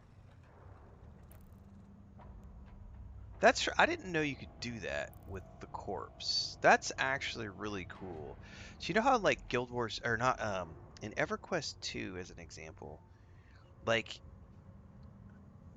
I know you could do this like Guild Wars 2 had it as well. You could eventually get it. So you could run guild missions and guild raids and things of that nature, um, which would be less individual things, but it would contribute to the overall whole as you were doing them as a group. But then you could, I remember EverQuest 2 in particular, you could go to the crafting station and do crafting writs, which were individual crafting things that you could do from an NPC.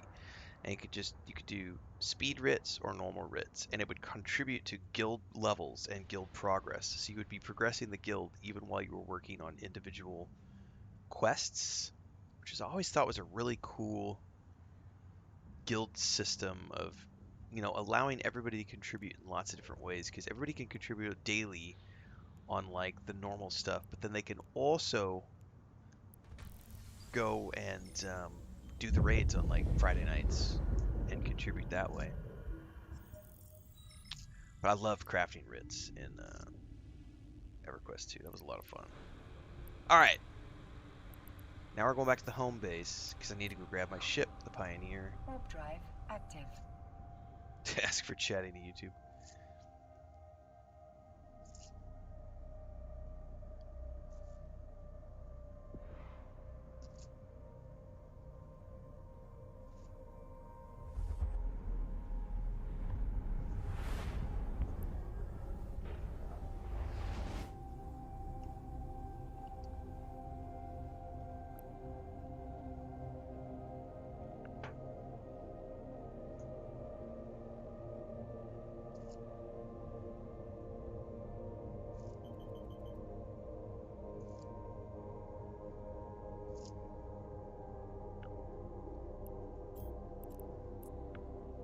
Warp drive active.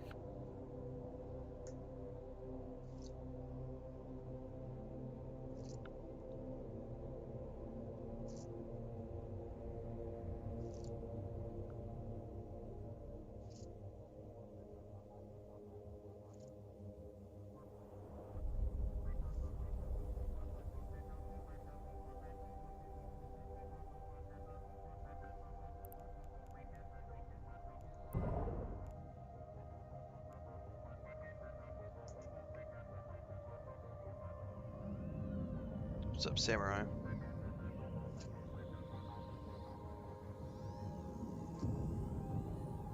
Docking permission requested. Docking request accepted.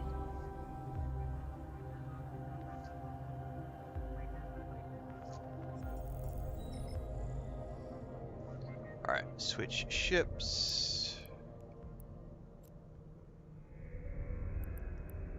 Secure investments, reliable development, and futures you can build on. Futures you can build on.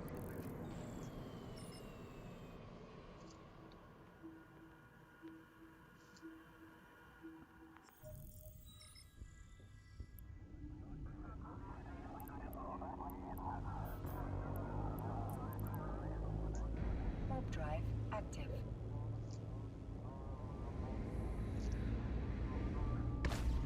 debating whether or not to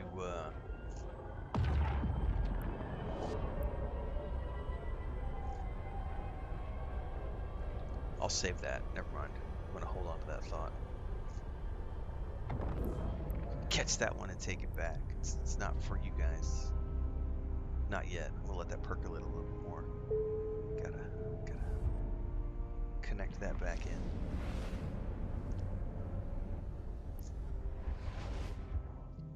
I think that's one of the most interesting things about this game is because it is so chill and relaxed. I'm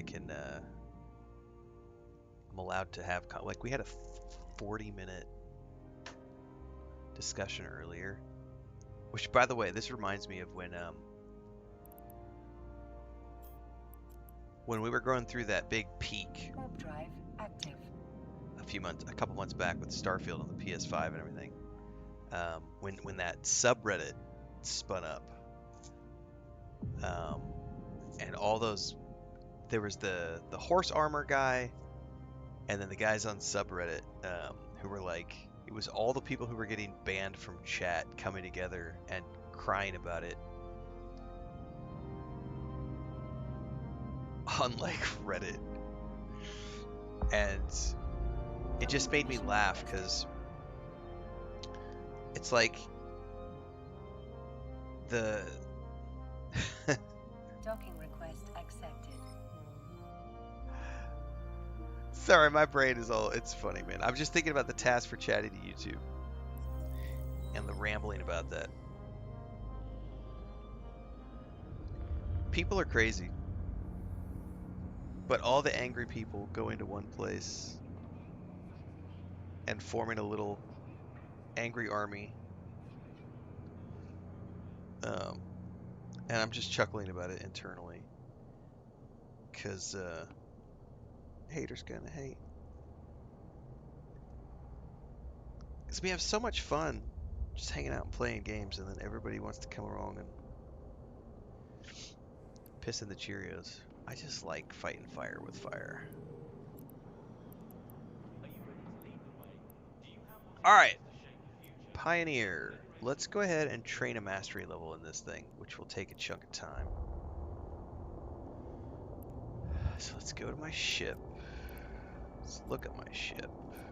Let's go to, I've already done rank 2. So if I want to do, not that one. How do I...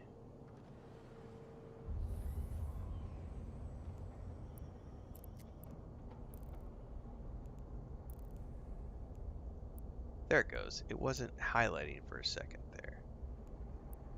So I'm missing some skills here. So let's go ahead and train skills. That's going to get me to rank 2 mastery. And that's going to take 2 days, 23. That's fine. I don't need to add anything else to that, I don't think.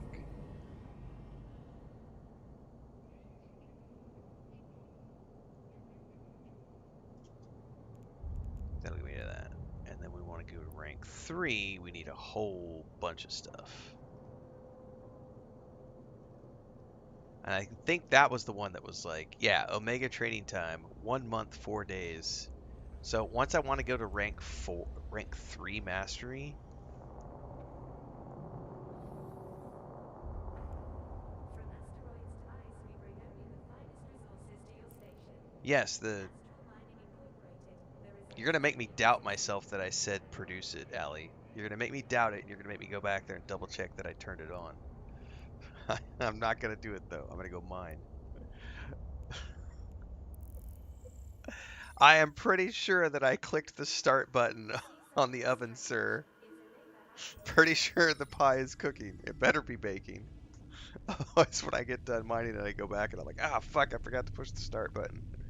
I'm not going back to check. I'm going to mine. warp drive active.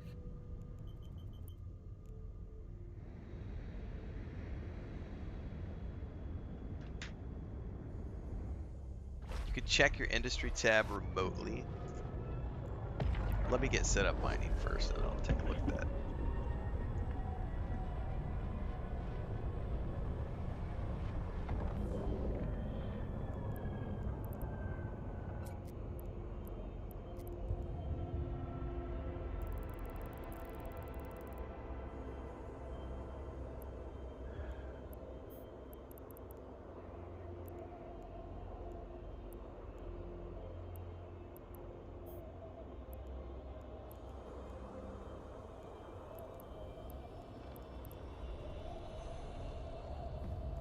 Trying to get a target lock on that boy.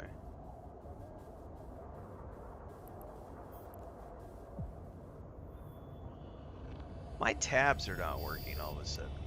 What is up with that? Now they are. No, they're not. Like, it's almost like my mouse is off on the tabs.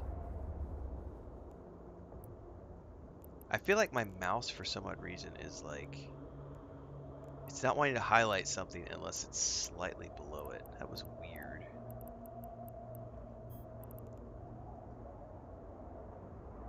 Like, I can't get it to highlight the target lock.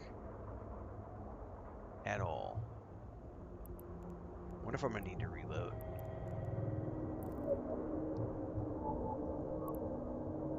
You see that right there? I cannot highlight the target lock. Or anything. Yeah, and it's like wanting to drag and drop elements around. That is weird. Do I just need to relog?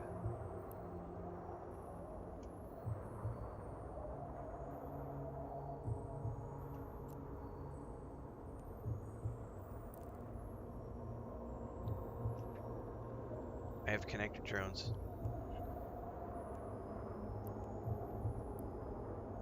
I always forget the stupid drones. Closing and reopening the window? I don't know how to reopen that window though.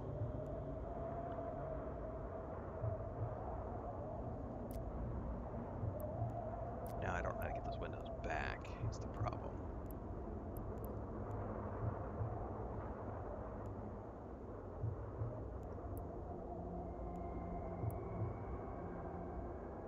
Yeah, I think I just have to. I'm gonna log off. You have recently been involved in aggression towards non-capsuleers, so that would have been. All right, what the fuck is the manual button for?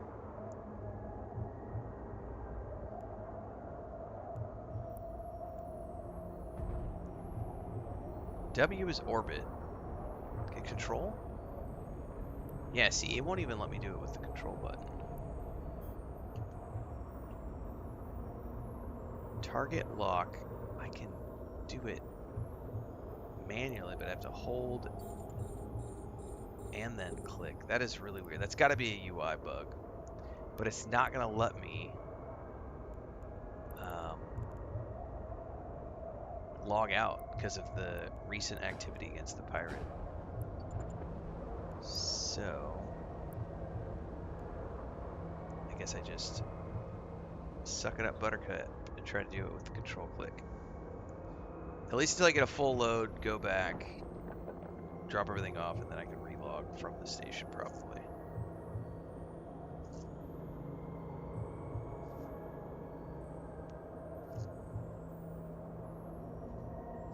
Oh, you know what else I can check? Haha, you just made me think of something. What if I reset the UI? Yep, resetting the UI fixed it, by the way. It was just a UI bug, so just resetting the UI fixed it. By the way, I like that size right there, but holy shit, the text is a little small for me. Like, I can feel my eyes straining to look at it, but I love the size. If I could have that size with bigger text, I would be a much happier person. Because that feels much tidier, but holy balls. A little tiny for my old man eyes. And that's too big. It's too big. Too big, Karen. Yep, there we go. UI bug fixed.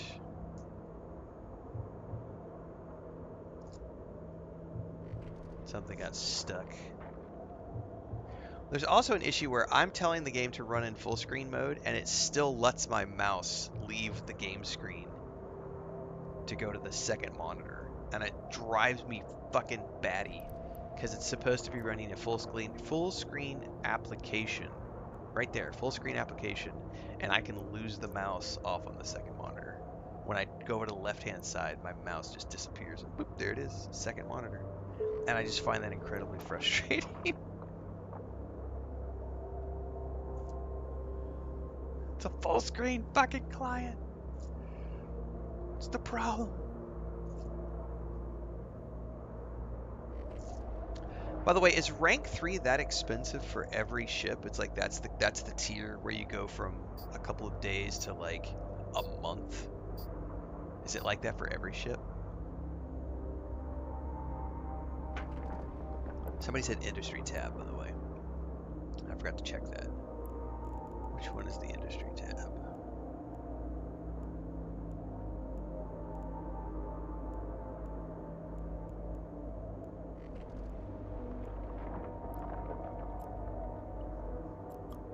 Aha. Jobs. Perfect. I did, in fact, turn the oven on. All right, thanks for that tip. That's perfect. All right, so that bad boy is going.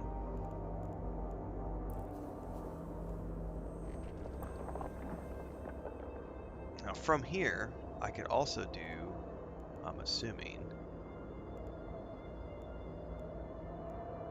where's it at? Assets.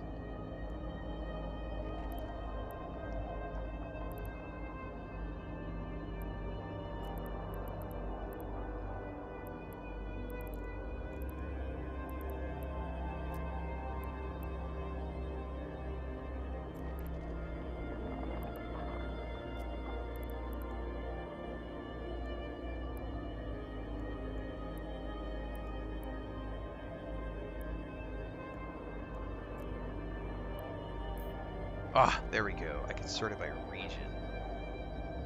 Okay, perfect. So then I can go here. And I can say, hey, while I'm sitting here, why don't I go over to my Intrepid and say, oh, never mind. I already know rank 1, 2, these first 3. I have the requirements, I have rank 1, I have rank 2. I'm not touching rank 3. That'll be forever from now. However, what I would like to also do is go over here and say, you know this new ship I'm building? Since I already have the other 2 ships that I have are already at rank 2, let's go ahead and get these skills training in the background.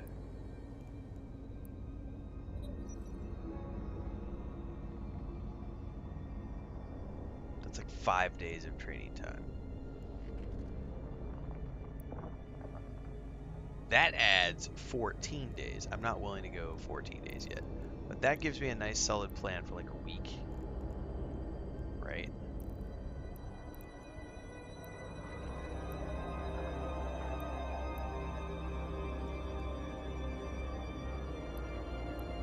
Oh, the fucking UI bugged out again. You son of a bitch.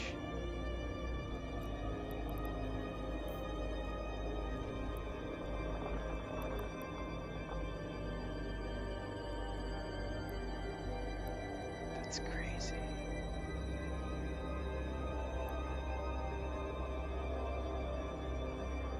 It does not like that scale.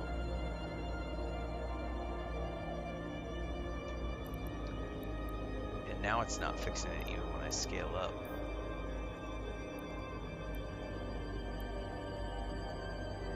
Whatevs. Alright, rewards.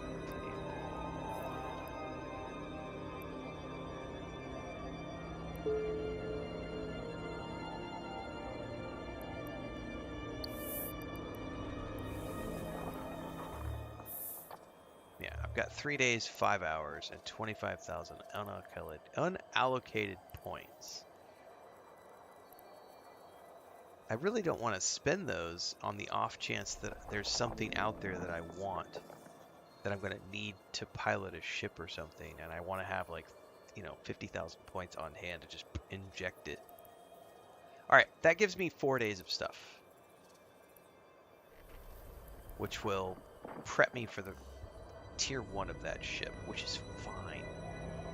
Because I'll be mining most of the time anyway, and having all that stuff training in the background so that when I eventually do want to hop on and do a combat mission in a few days, like, yeah, because it'll take me, like, so let's say tomorrow maybe I kit the ship out, but I go run scanning missions since there's a corp objective and I can go run scanning missions. And then the day after that, maybe I decide I want to come back and the ship's done. Maybe I want to grab that ship and go do some rank 1 stuff just to play around with it for a little bit. And the day after that, all the skills done, I can then go to the rank, the next rank. And that's going to take 2 weeks, I think is what it said, is 2 weeks. And while that's going in the background, I could be running scanning missions and mining missions and doing mining runs with the corp. And that'll just be there in the background, training up so that I can get a little bit more potent with that ship. That'll take 2 weeks. At the end of that, I will have 3 ships at rank 2. I'll have a couple of weeks of and then that's about the time when I get really busy with the new release schedule in July. So then I will have 3 ships and I can just pick the activity that I think I'm going to spend the most time doing and go for rank 3 on that ship, because that's a 30-day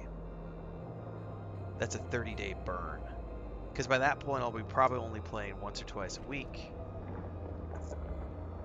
And so being able to have that progress being made while I'm busy with other stuff, that sounds like the plan to me. Which is probably going to be the mining ship. Someone said they have 434 days in their queue. That's nuts.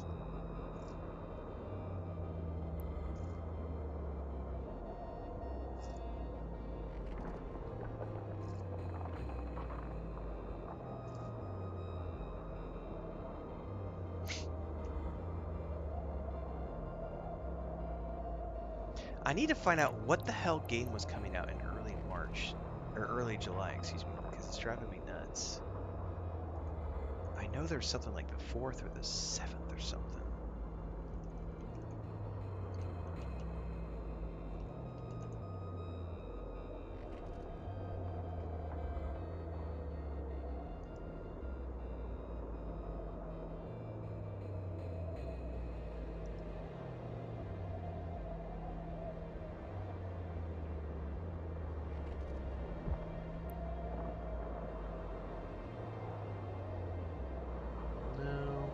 Not that.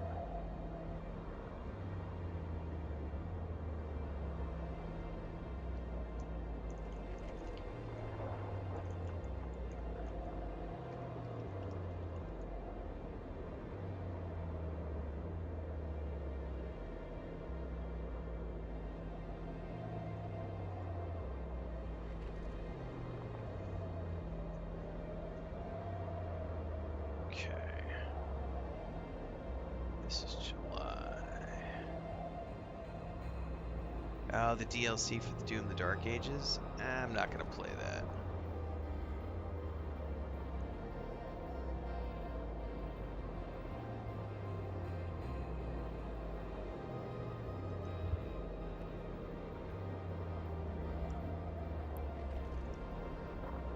Man, there must not have been anything. I don't know where I was coming up with something happening in early July, because I'm not seeing anything. Looks like July 9th.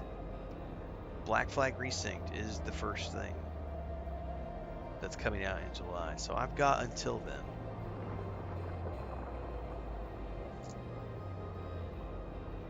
For some reason I was thinking there was something like the 3rd or 4th, but that's a holiday, so nope.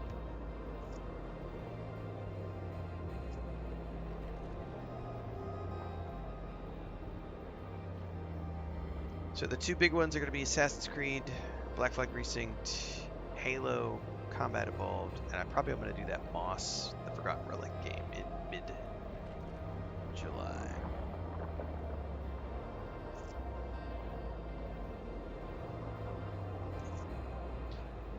One second.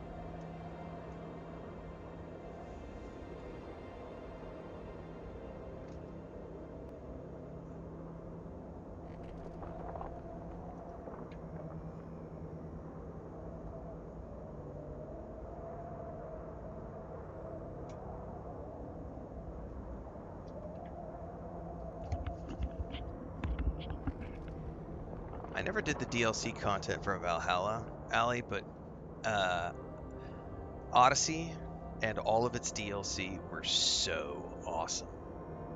So good. Especially knowing that Cassandra is the canon character. Like, it doesn't matter. I played male my first way through and I had a great time.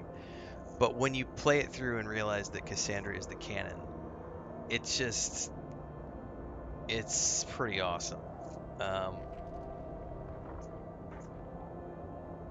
so if you're playing her character, it's even more special. But it's the same, it's the same story, but just there's just a little more oomph to things. Um, Valhalla, I would love to do another full clear of Valhalla with all the DLC because Valhalla is a really phenomenal game. I love the Viking stuff, and you get to start off. The whole intro section of Valhalla is Iceland, Norway, I forget, um, but it's all.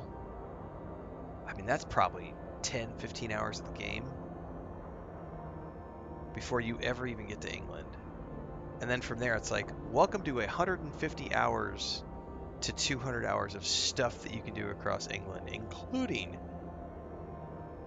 the camp management system, where you build up your Viking settlement and go on raids along the river. It's so fucking good. Uh, Definitely play Odyssey first. Yeah, play Odyssey first. That's for me. That's with all the DLC. That's a good 250 hour journey. And the music is so good in Odyssey. The boat, the ships that you do, the ship combat's really good. When you play it, you're gonna see where they got the ship combat for that pirate game they made, which name escapes me at the moment. Black Flag? No, Black Flag Resynced is the new one there. What the hell was the name of that fucking Skull and Bones? Skull and Bones.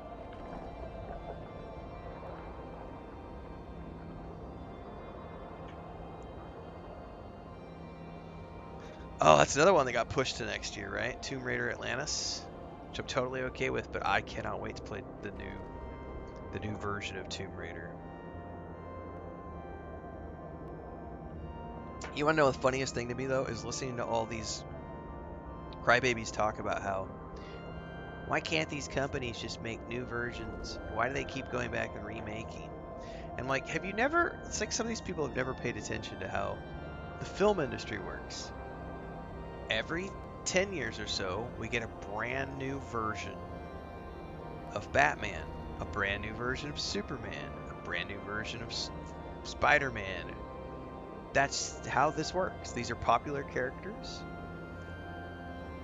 And every 10 years or so, it's time to reboot the franchise, get a new generation of fans in on top of the OG fans, and continue to expand the audience. It's not rocket science. It's called business. I'm all for it.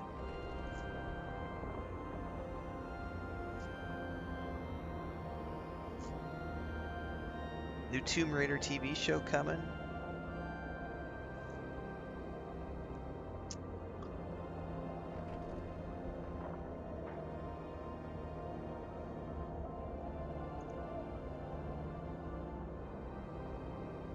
I did love the reboot movie they did like 7 or 8 years ago. Might have been 10 years ago now with that Swedish actress whose name escapes me.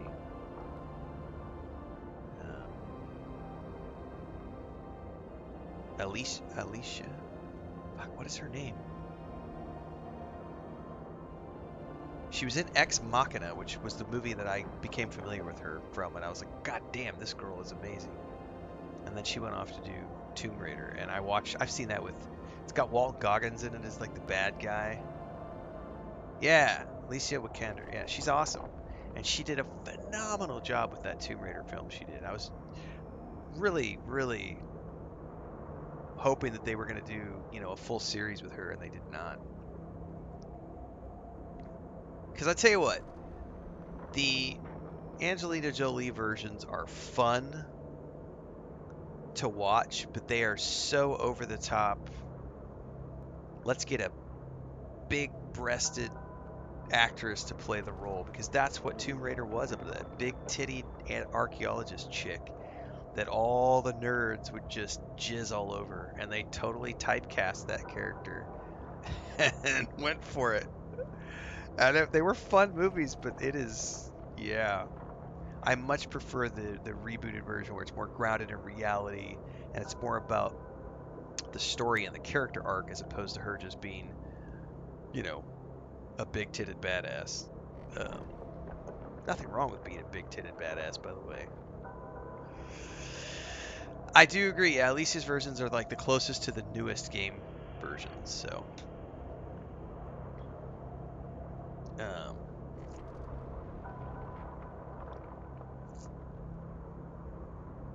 but I'm always going to be happy for more Tomb Raider.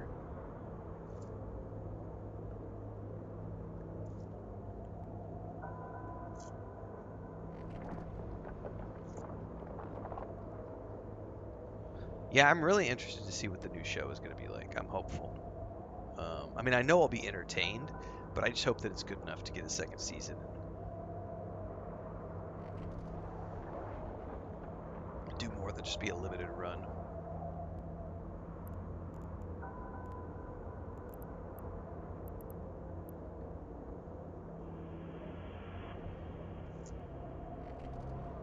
Yeah, I thought they were more fun gameplay-wise because you get to use a bow, and you have, you have more ways to complete the games than just run around and shoot pistols and, at least that's my take on it.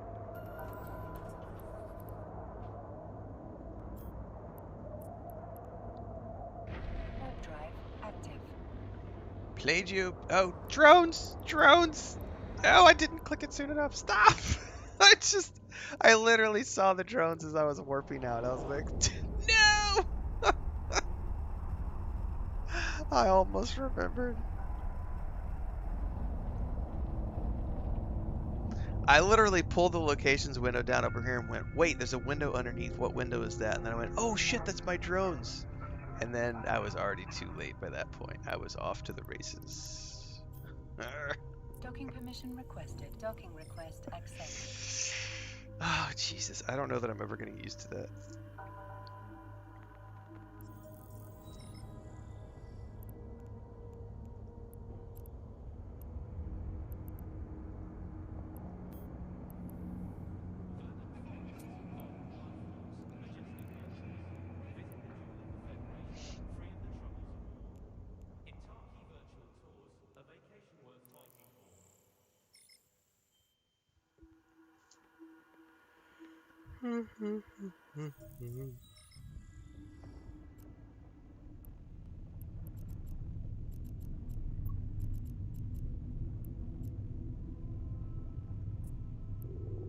Warp drive active.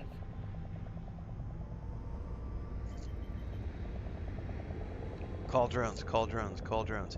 It's like that when I was playing Assassin's Creed Shadows. If you guys remember when we played that last year, there's a button to click to call your ally to come fight with you. You can call your allies. I would always forget that button. And I'd have people in chat be like, call your allies, call your allies.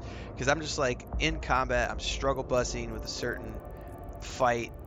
And people in chat are like, just summon the fucking companions.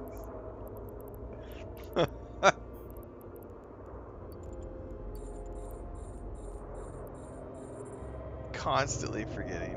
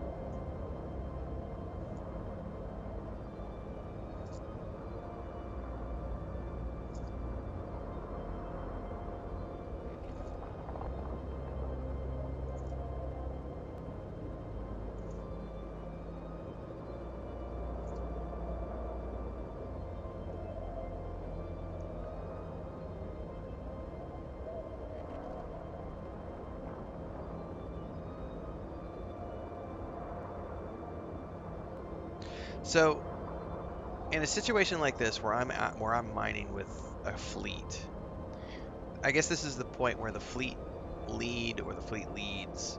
So if you got 7 or 8 people going, somebody needs to step away for bio or anything like that. It's not that big of a deal because as long as the people who are in charge of warping the fleet out could immediately like jump everybody out if there's shit that hits the fan, right? Or is it a situation where everybody needs to be glued to their seat for the entire 30 minutes that they're out there mining? Because that's definitely a consideration I feel for casual gameplay in this. You know, there's certain games you play when you go on a mission, they don't let you pause the game. Um, and so it's like, well, I gotta make sure that I've got this 30-minute chunk blocked out, otherwise I might lose progress. And, which by the way,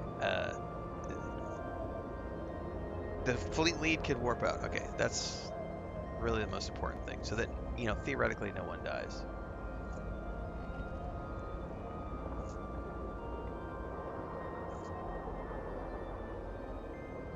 Corp project tab.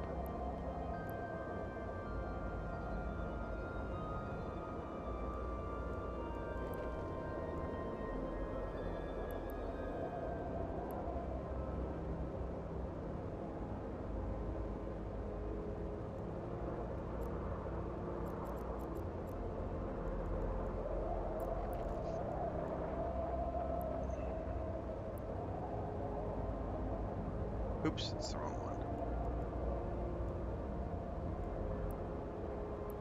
No. Hang on, there's another way to do this too. You can go into here. Corporation projects.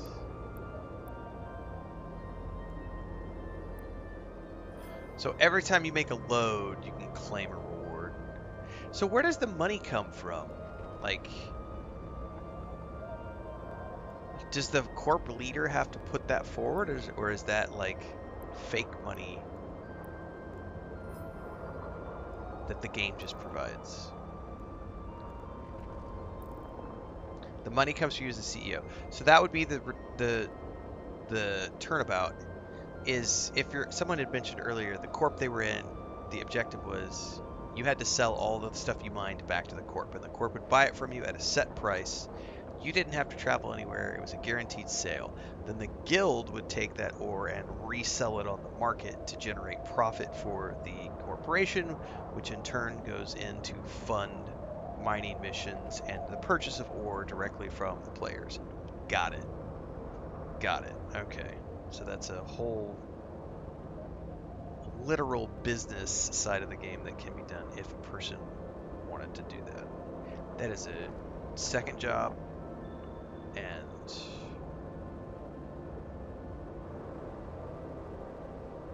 I would be interested. I'm assuming there are people who are big content creators in the EVE Online space who run a corp and have people who watch their streams, and that's their job, I'm assuming. Like day job and in-game job. I'm sure there are people who are wholly in the EVE Online community doing that. Because they are in all the other games, but that's an interesting concept. Because, you know, you get the people who are like, I'm an ESO gamer, I'm a World of Warcraft gamer, I'm a Grand Theft Auto Online gamer, I am an EVE Online dude, that's all I do is EVE Online with my streams, that's all I want to do. I'm not variety, I am EVE Online, I have a corp, I get my 150 to 500 people watching every time I go live.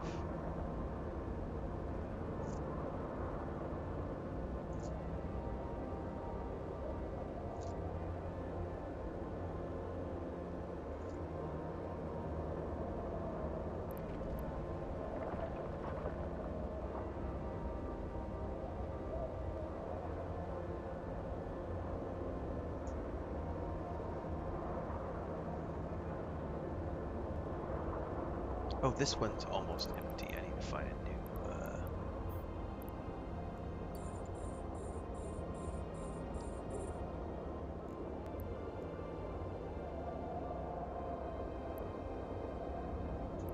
That one is almost done. JK says there are streamers who do news updates for e-wars and politics as well. Interesting. The asteroid is depleted.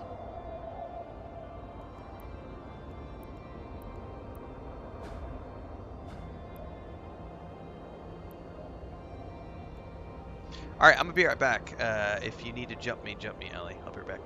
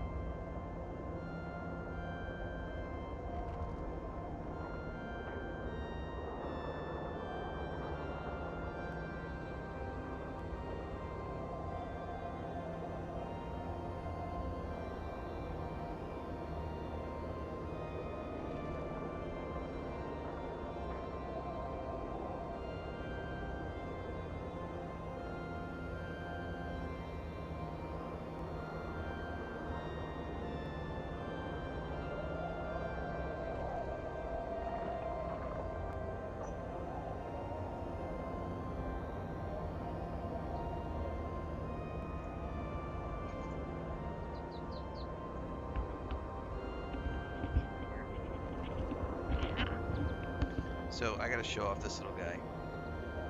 We're calling him Houdini. He or she is Houdini because all the eggs got mixed up and he or she hatched to a chicken mama. So she thinks that he's her baby, and he is not a chicken baby. He's a duck baby, but he doesn't have a real duck mama. And chickens do crazy things and go places, and so he has been. I think he's 3 days old today, so he's been in a box with us. The other one's been out by himself for like a week, so he'll be fine. That one we called Grogu. Chris named him Grogu. This guy we've named Houdini because every time we've put him in the box, like the first 2 days that we were putting him in the box, we have a milk crate. He kept figuring out how to get out of the damn thing, and we finally caught him one of the ways. He was squeezing through this little slat. He literally jumped up like 8 inches on the milk crate, hung from it with one of his clawed flippers, pulled himself up, wedged his head in, and then like a squid, like pushed his body through sideways, and he kept getting out of this box. And he was only like a day and a half old, so we've named him Houdini. Yeah. And you have a little black beak, and you have lots of black fur, which may or may not end up being black or gray. What's up? Is it a little cold in here because the air conditioner? You're shivering. Anyway, we've been letting him out with his chicken mama like 2-3 times a day, but we have to do it in supervision because chicken mamas are different than duck mamas, and then she's trying to lead him off to places that he doesn't need to be going as a little baby duck. And anyway, this is Houdini. We have too many fucking ducks. But he's super cute. And I will say it was hilarious watching him get out of this milk crate. Because he would jump like 6 inches up, and he's only this tiny little thing. He's like a day and a half old, and he's jumping up and hanging with one of his feet. What's up? You're biting my fingers. You're hungry, aren't you? Alright, let me take you back to the kitchen.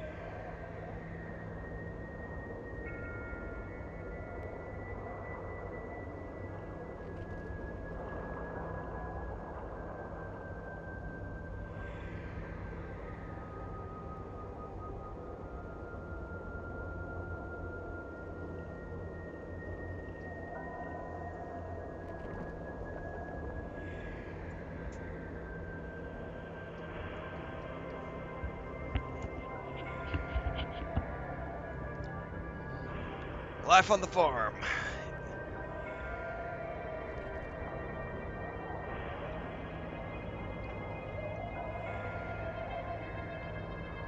We did sell a duck 2 days ago, though.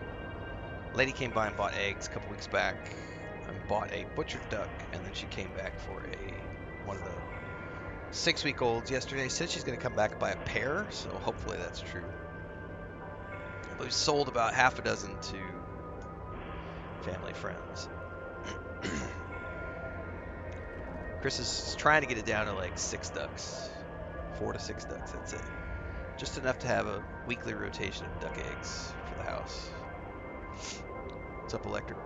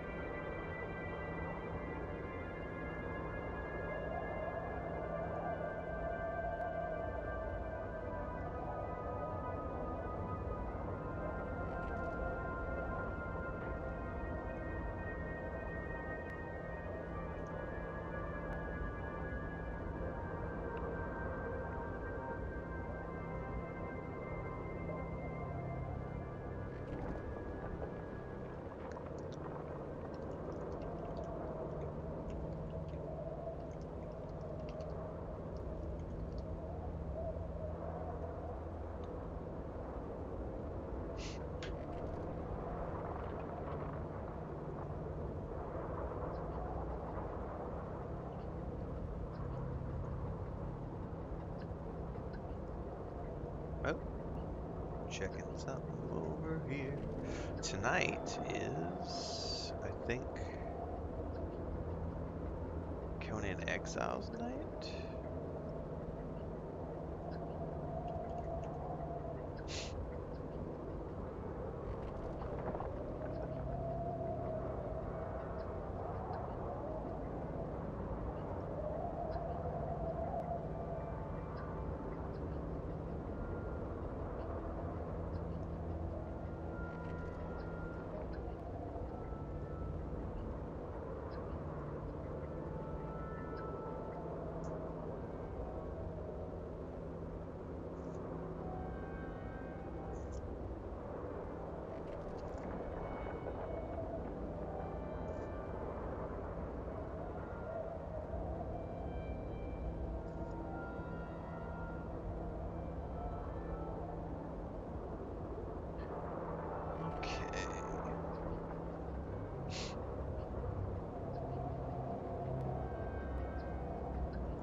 Time to browse Twitter for a minute.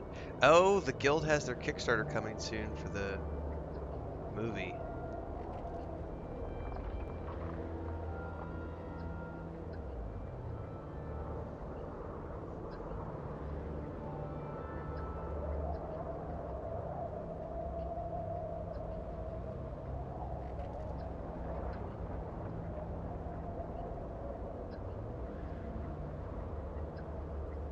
Oh, Cyberpunk Edge Runners Season 2 is coming this fall. Bobolonia just shared the trailer. Oh, shit.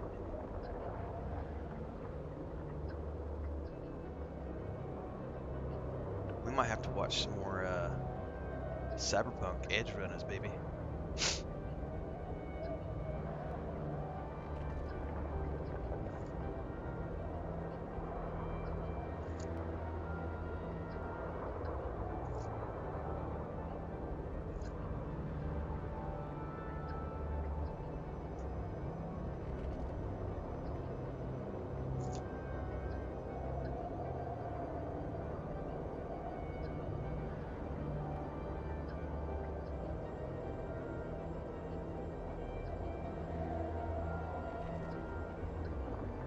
Oh, we got screenshots from the new season of Silo. Oh, we got modern time stuff. We're going to find out what caused, who built the silos and everything. I can't wait.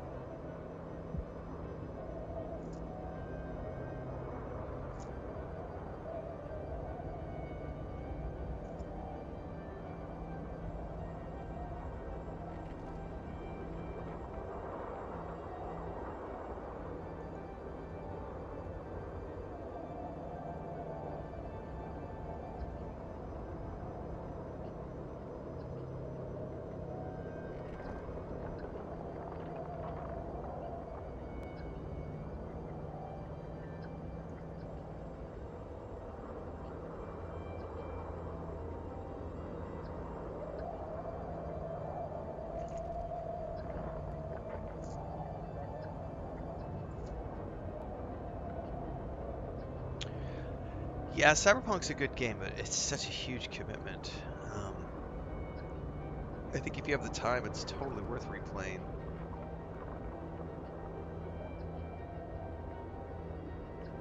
I was having a great time with my female character playthrough last fall, but it just didn't. It wasn't going to turn into a big thing because it was just an in-between other projects thing. I was like, let's see if we can get through this, and then I totally got sidetracked with other stuff.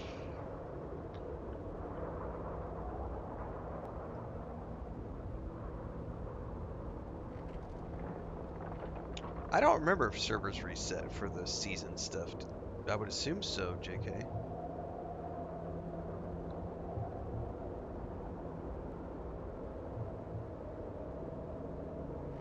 Oh, I've never 100%ed Cyberpunk, but I have beat it twice.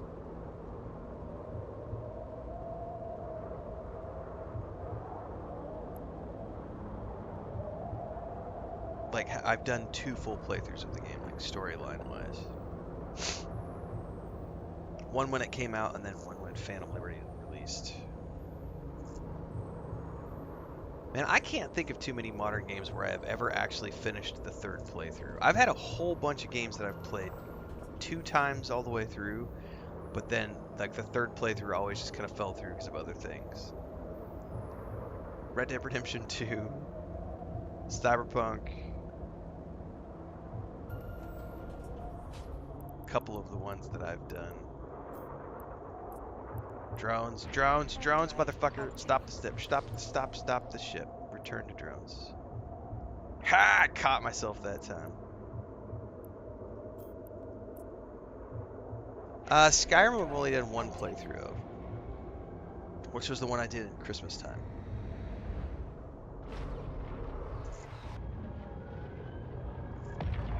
Starfield is weird because technically you never finish it because of New Game Plus. But if you're technical about it, I've done 3 full playthroughs of Starfield, I guess. Because I've done it twice all the way through. I've done the main story all the way through twice on the Xbox and once on the PlayStation. But that's a weird one because the New Game Plus isn't like a traditional, like, that's weird. But I guess I could consider that one 3. I have 3 on Jedi Fallen Order. I did manage to get 3 of that one done.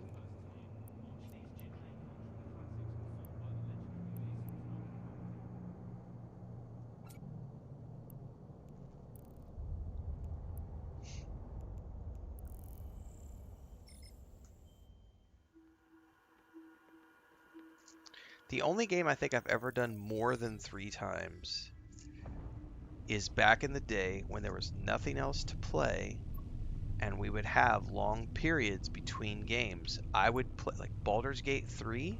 Excuse me, not Baldur's Gate 3. Baldur's Gate 2. That game got like 6 or 8 playthroughs out of me because it was the only thing that was out for a very long time. Dungeon Siege, that got like 5 or 6 playthroughs out of me the first year it came out.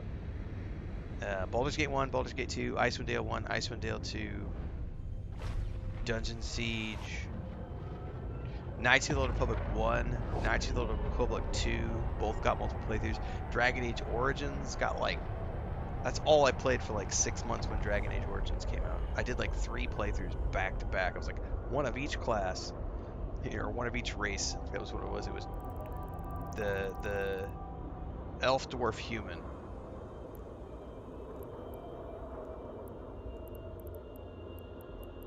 But these days, there's so many games that come out, like it's just not realistic to play one game for 6 months.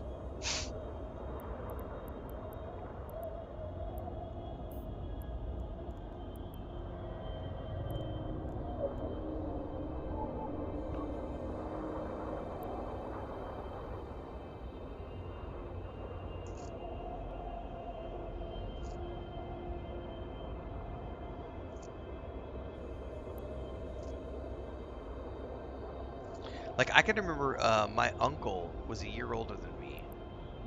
And this is pre-internet days, right? So, early 90s.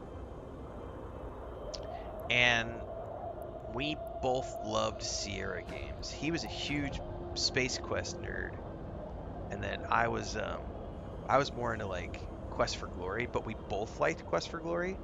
And so I remember a whole like year where we would only see each other like once every month. Like my dad would go visit his dad. Like we'd go visit his dad, and my uncle was the younger brother, like who was the accident baby, and he was a year older than me. But it was like, and so he and I would always be like, we would be independently playing these games and then comparing notes when we would meet up. Be like, yeah, did you know you could do this, this, this, this, and this? And be like, oh no, and then you go home and do that.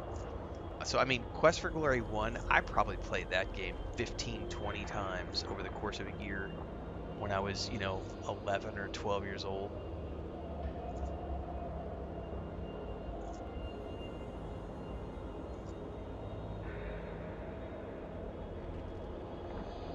Matter of fact, if I had to pick a game that I've played the most times through, it probably is Quest for Glory 1. Or Baldur's Gate 2. One of those two games is like my most played of all time. But it was, I haven't played a game like that in years. Just way too many things coming out. And then once MMOs hit, man, like forget about it. I'm happy to spend 1,000 hours in one game because it's an MMO.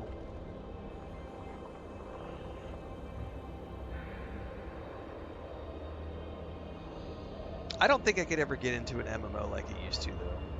Not unless Chris played. If Chris played, I think I could. Like if Chris gamed with me, I think I would be happy to go all in on an MMO with my wife.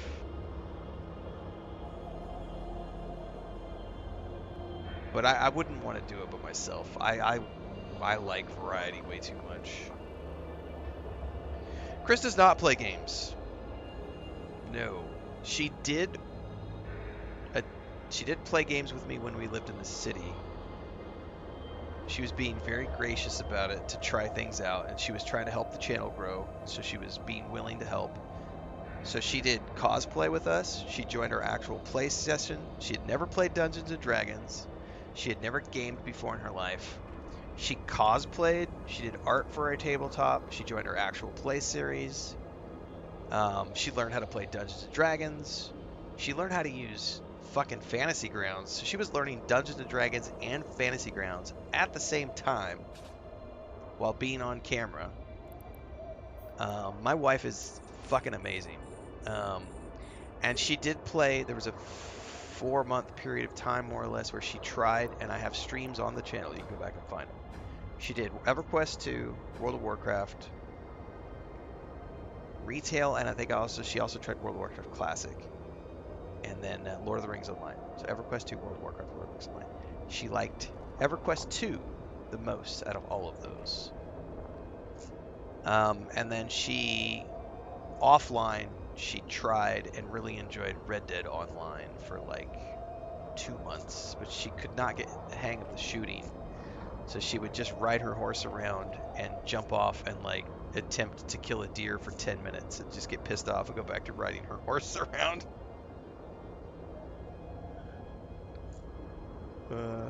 But that's it. I got like 4 months out of her as a gamer, and she was doing it to help me.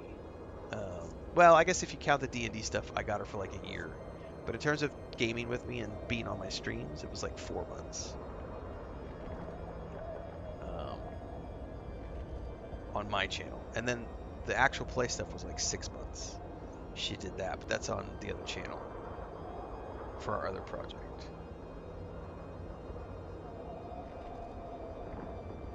But no, she has completely different hobbies and interests. She's very arts and crafts oriented, and this was her dream. The homestead was her dream. Like, she wanted to move back near her family and build a home because we had been, that's the whole reason she went to Cancun, was to save a bunch of money to come back and buy property.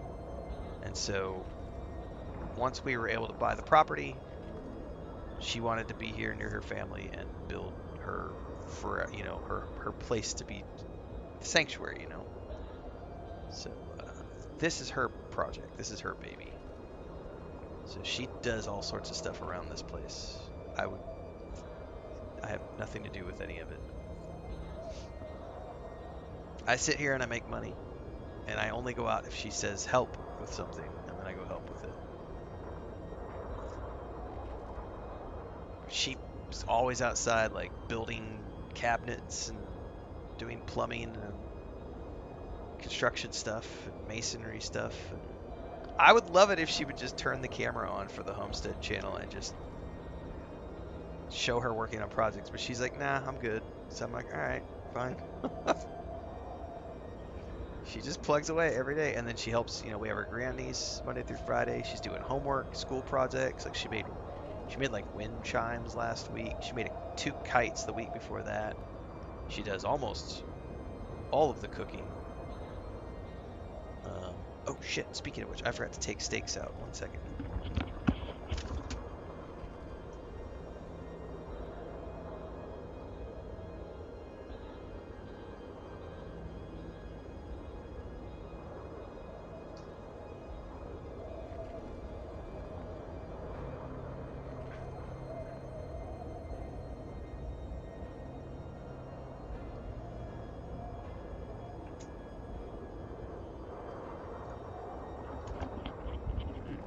Not steaks, by the way. Ribs. I had ribs I was supposed to take out like 2 hours ago, and I completely forgot. So, oops. I got ribs. We're gonna make some ribs today.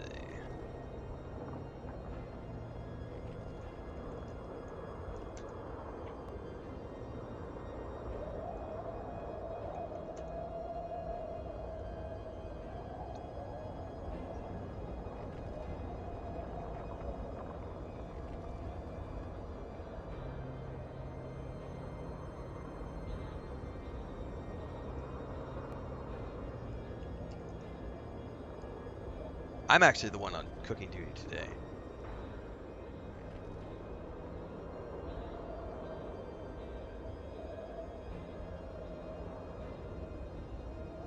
I've got country style beef ribs, which is actually chuck roast.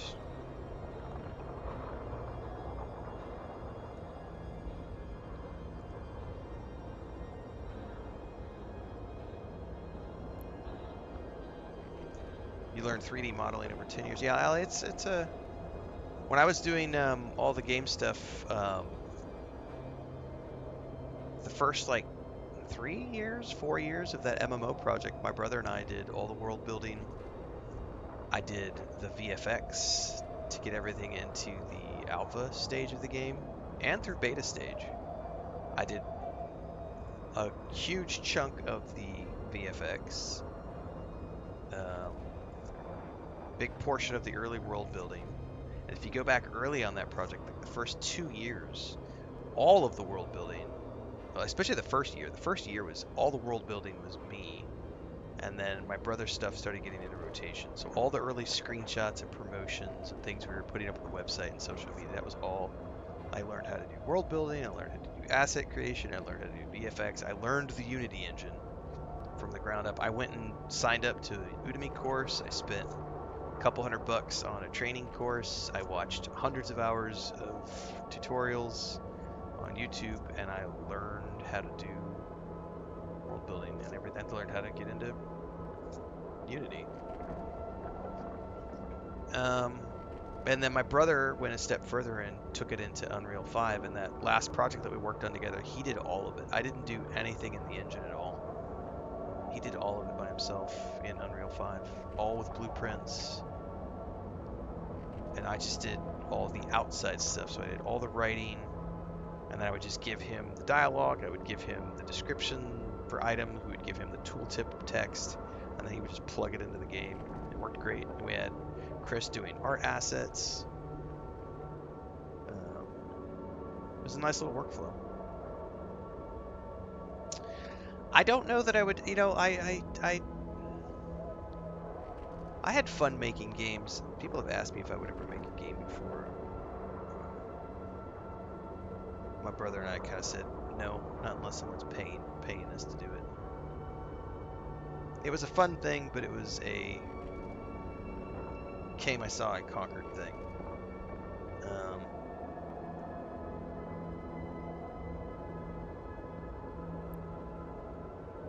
The next project I want to do is animation related and learning how to put together AI. I want to use AI tools matched with the Unreal 5. It's probably going to be Unreal 6 by the time I get around to it. But mixing AI workflows with Unreal 6 workflows to create some sort of a short film. And then if I can make that work, be able to produce a series of short films, like 6 episodes that are like 15 minutes long or something. So then I could do like a Love, Death, and Robots based on short stories that I've written that I could turn into some sort of an Unreal, short episode animation show. That's the next creative project I want to work on. It's not going to happen right away.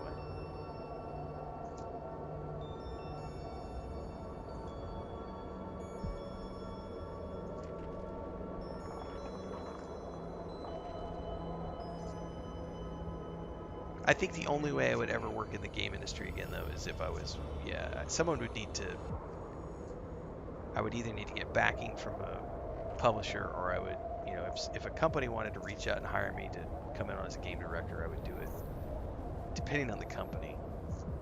But I would want assurances. Like, I'm not going to just go somewhere on the hopes of like, well, come try it out.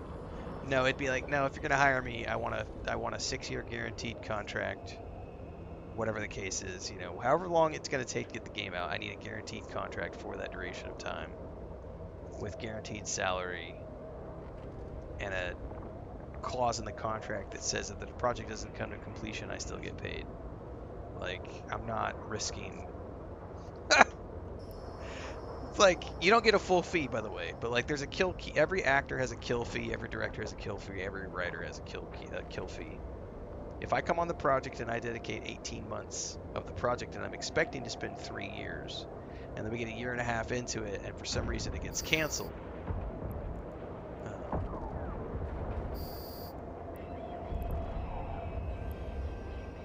I'm still getting paid. Same thing in construction. I had a minimum day fee of $500 so that even if I showed up and I couldn't work for whatever reason, the contractor still owed me $500. I'm getting paid, man. I showed up with my tools ready to work and I couldn't work. That's on you.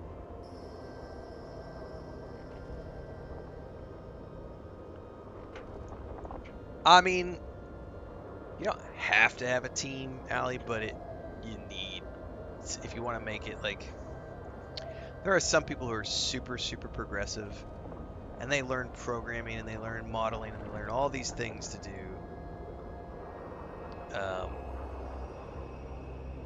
It takes a lot of work to self-publish a game, because you have to learn programming. At the very least, in Unreal, you have to learn Blueprints, which is not programming. Blueprints is pretty much, it's easy for anybody to learn because it's all drag and drop. But there are limitations to the Blueprint if you're going to go beyond basic single-player content. Like in there, it's just, knowing how to code and customize things goes a long way.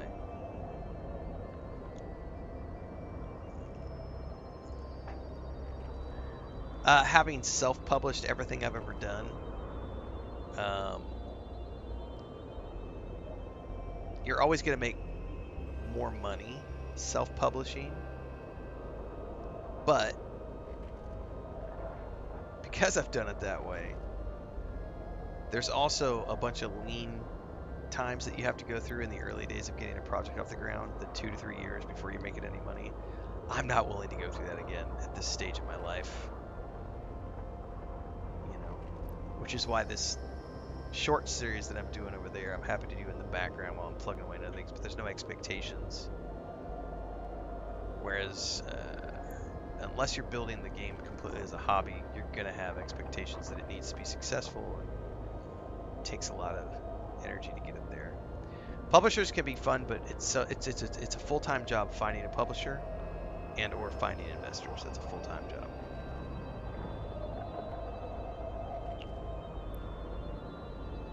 full-time job finding people to give you money.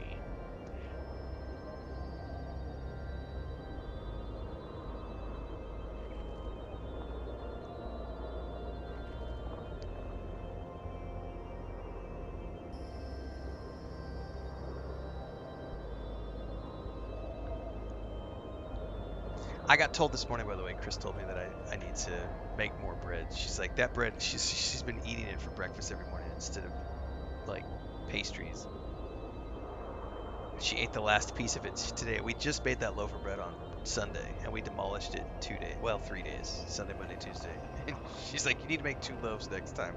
I don't want to make 2 loaves because then the other loaf might start to go bad before we get to it. So it's like, I don't have a problem making bread every 3 days. It's 30 minutes to make, 30 minutes in the oven.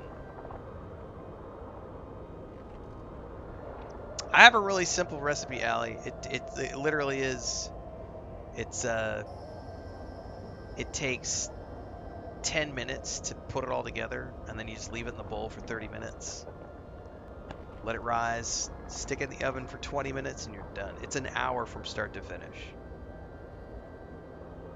Pretty mess-free, even if you do it by hand. Like, I literally just mix everything up in a bowl with a fork. Let the dough rest in the pan for 30 minutes. And then put it straight from there into a cast iron skillet, which is oiled. It's a Dutch oven. And then that goes in the oven for 20 minutes. And just, it's a really simple recipe. It's a good recipe. You can add anything to it. So like cardamom, if you want some cardamom bread. This last one I made was cranberries. Chris wanted cranberries in it. I'm going to do walnut. I'm going to do walnut with cranberries for the batch that I'm making today.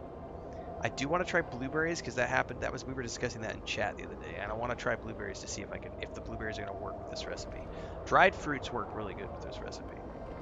And it's a nice, dense, whole wheat loaf. It's half whole wheat, half white flour. So it's got the fiber content.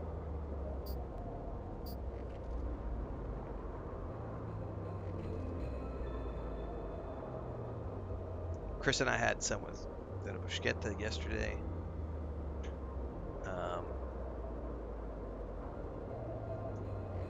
And then when I went out for coffee an hour and a half ago, I went and had a hunk with butter and blackberry jam. And then she just had hers with coffee. And the loaf is gone. And it just I make a big round, it's not perfectly round, it's more like it's whatever form it comes out in. Whenever I drop it into the Dutch oven, it's a wide Dutch oven, so I'm not making a huge loaf, so it just spreads out onto the bottom, and it kind of, it's a dome structure, but it's not a ball.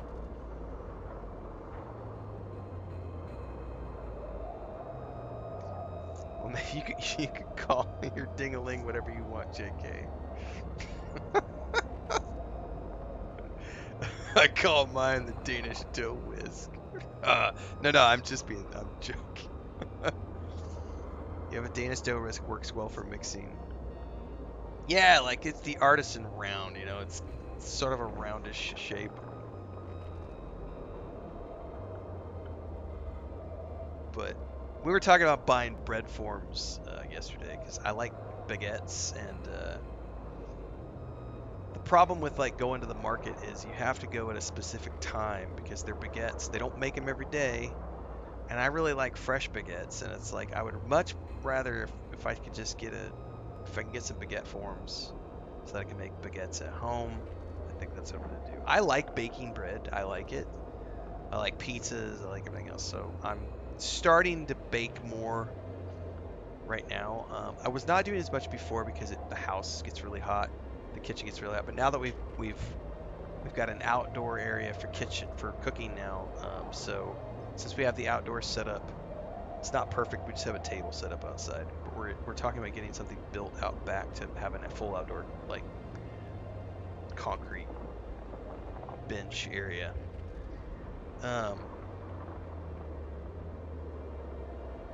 And then we're just gonna, because if it's hot outside and I want to use my air fryer, I just take it outside. Same thing with the electric oven. When I'm ready to bake a loaf of bread, I literally just take the oven outside, put it on the table, plug it in, and then it's outside. I don't have to worry about it.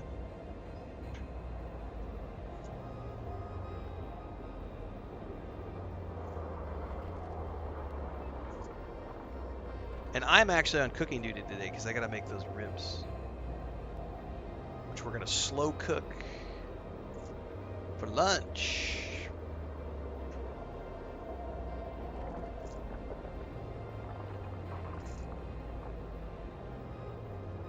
And I gotta make bread today too.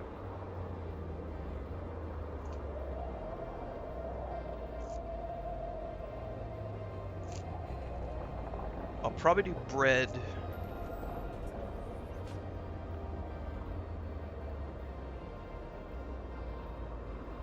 I gotta schedule that today.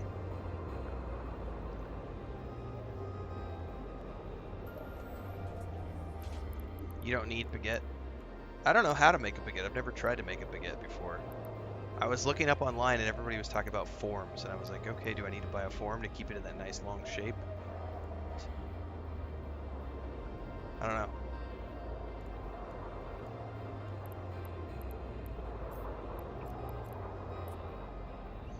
I'm assuming you can just roll it out on a Active. sheet.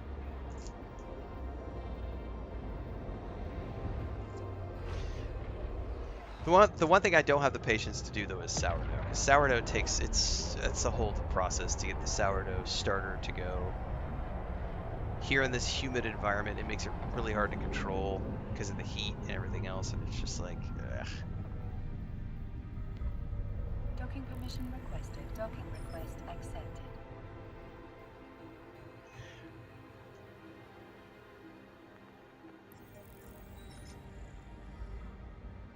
All right.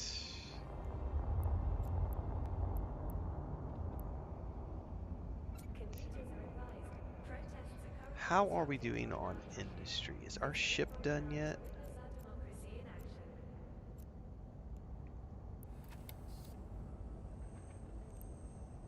It is done. All right, we're gonna take a bio and a quick AFK, and then I'm gonna come back and sort out that ship.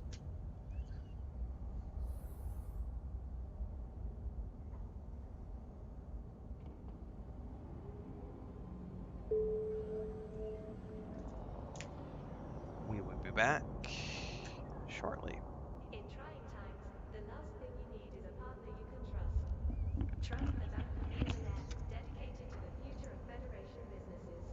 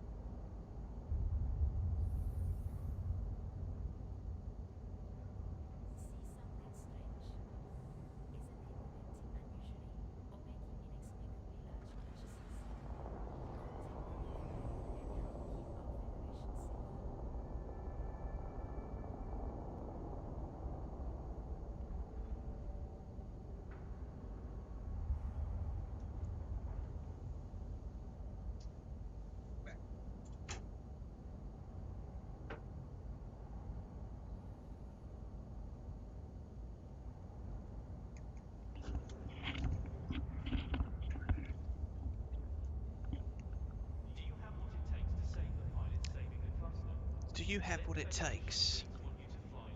I do not. I promise you I do not have what it takes. That's why I'm here, doing this.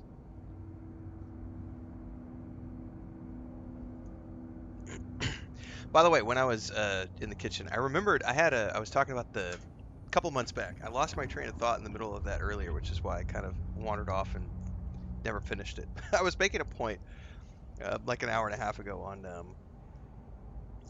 couple months ago when we were doing that big peak around Starfield, and there was the subreddit stuff, and the one guy who, all the haters were getting together on his channel, and I was laughing because one of the common complaints was there was a bunch of people from that guy's community and on Reddit who were complaining that I take too many AFKs. And if you remember during those streams, anytime I would have it open, not just locked to members, but anytime it would be like subscribers could come in and chat and anybody could come into the chat, a common complaint they would get mad because I would go AFK. And I usually so I have I'll take multiple AFKs because Chris needs me, or I gotta go outside check on the animals. I'm also supposed to take a break every hour and a half on my doctor's orders for my eyes because I started wearing glasses in January, and he was just like, you need to if you want to protect your eyesight for the rest of your life, he's like, you've never worn glasses before, but you're having this thing. He's like, if you want to protect your eyesight, you got to take a break every hour, 2 hours max. So we settled on an hour and a half. I try to take a break, go stretch my eyes for 5 minutes. I go outside, I do some eye exercises, I do some push-ups, jumping jacks, take a piss, take a shit, grab a cup of coffee, get a snack, hang out with Chris, um, all that stuff. And then you've got people who are like in the chat pissed off because you're taking an AFK and like, I demand entertainment. You need to sit down and be a slave to that chair for the 4 hours that you're live. It's like, bitch, no. Like, I'm gonna get up out of this chair. I'm gonna walk around. I'm gonna do some cardio. I'm gonna go get a drink. I'm gonna take a smoke break. You know what I mean? Like, it's not worth killing yourself over. Some of these kids are just fucking stupid is what it comes down to. And then like we get people who show up who have never been to one of the streams and they get offended because I'm in the middle of a like somebody asked that question earlier and that turned into a 40-minute discussion while we're streaming, and I'm just not playing the game. I'm not playing the game. I'm talking for 40 minutes and recording an episode for another entry into the how to make a living as a content creator and streamer because someone asked a really intelligent question on the stream. Right? And so they'll come in the middle of one of those discussions, not understanding what's going on, and they'll immediately like, shut up and play the game, old man, stop fucking talking. And then those people get mad when I ban them from chat and they go onto subreddit and they complain. Or they go onto that other guy's, some other YouTuber's channel and complain about, Renfail's an asshole. He banned me in chat. All he ever does is talk. He never plays the games, man. What a fucking prick. Right, DSM, it's those people. I demand entertainment. Shut up and play the game, old man. Stop talking. Alright, I need to go grab my hauler. Then I need to take the hauler and go get the ship and bring the ship back to the main base. Then I need to get into the ship at the main base and get it kitted out. That's the next project here. So we are going to go to the home station. Yeah, everybody should listen to their doc, right? Go to my streams last year. All my streams were 8 to 12 hours long.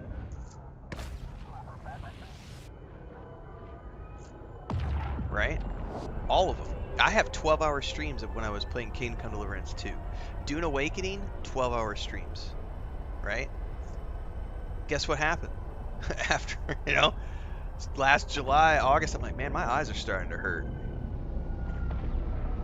And then by, September, I'm like, shit, my phone's starting to get blurry. And then by January, I'm like, I can't stream for more than 3 hours without getting a major fucking headache. Go to the doctor, and he's like, oh yeah, you're 46 years old. You need to start wearing glasses. And I was like, shit, all right.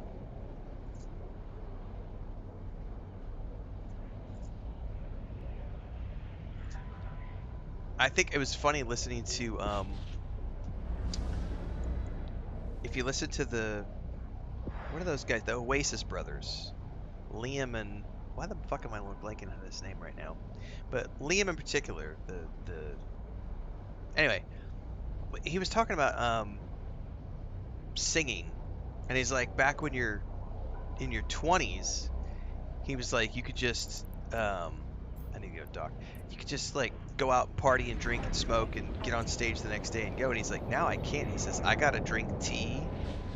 You know, I lay off the cigarettes for a day before the show.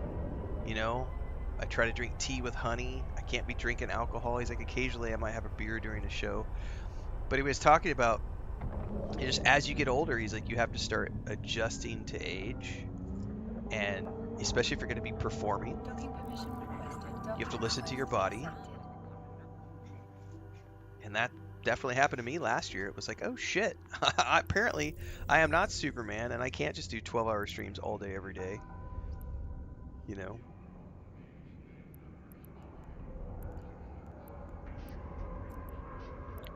How dare you? You take too many AFKs. Stop talking, old man. Play the fucking game.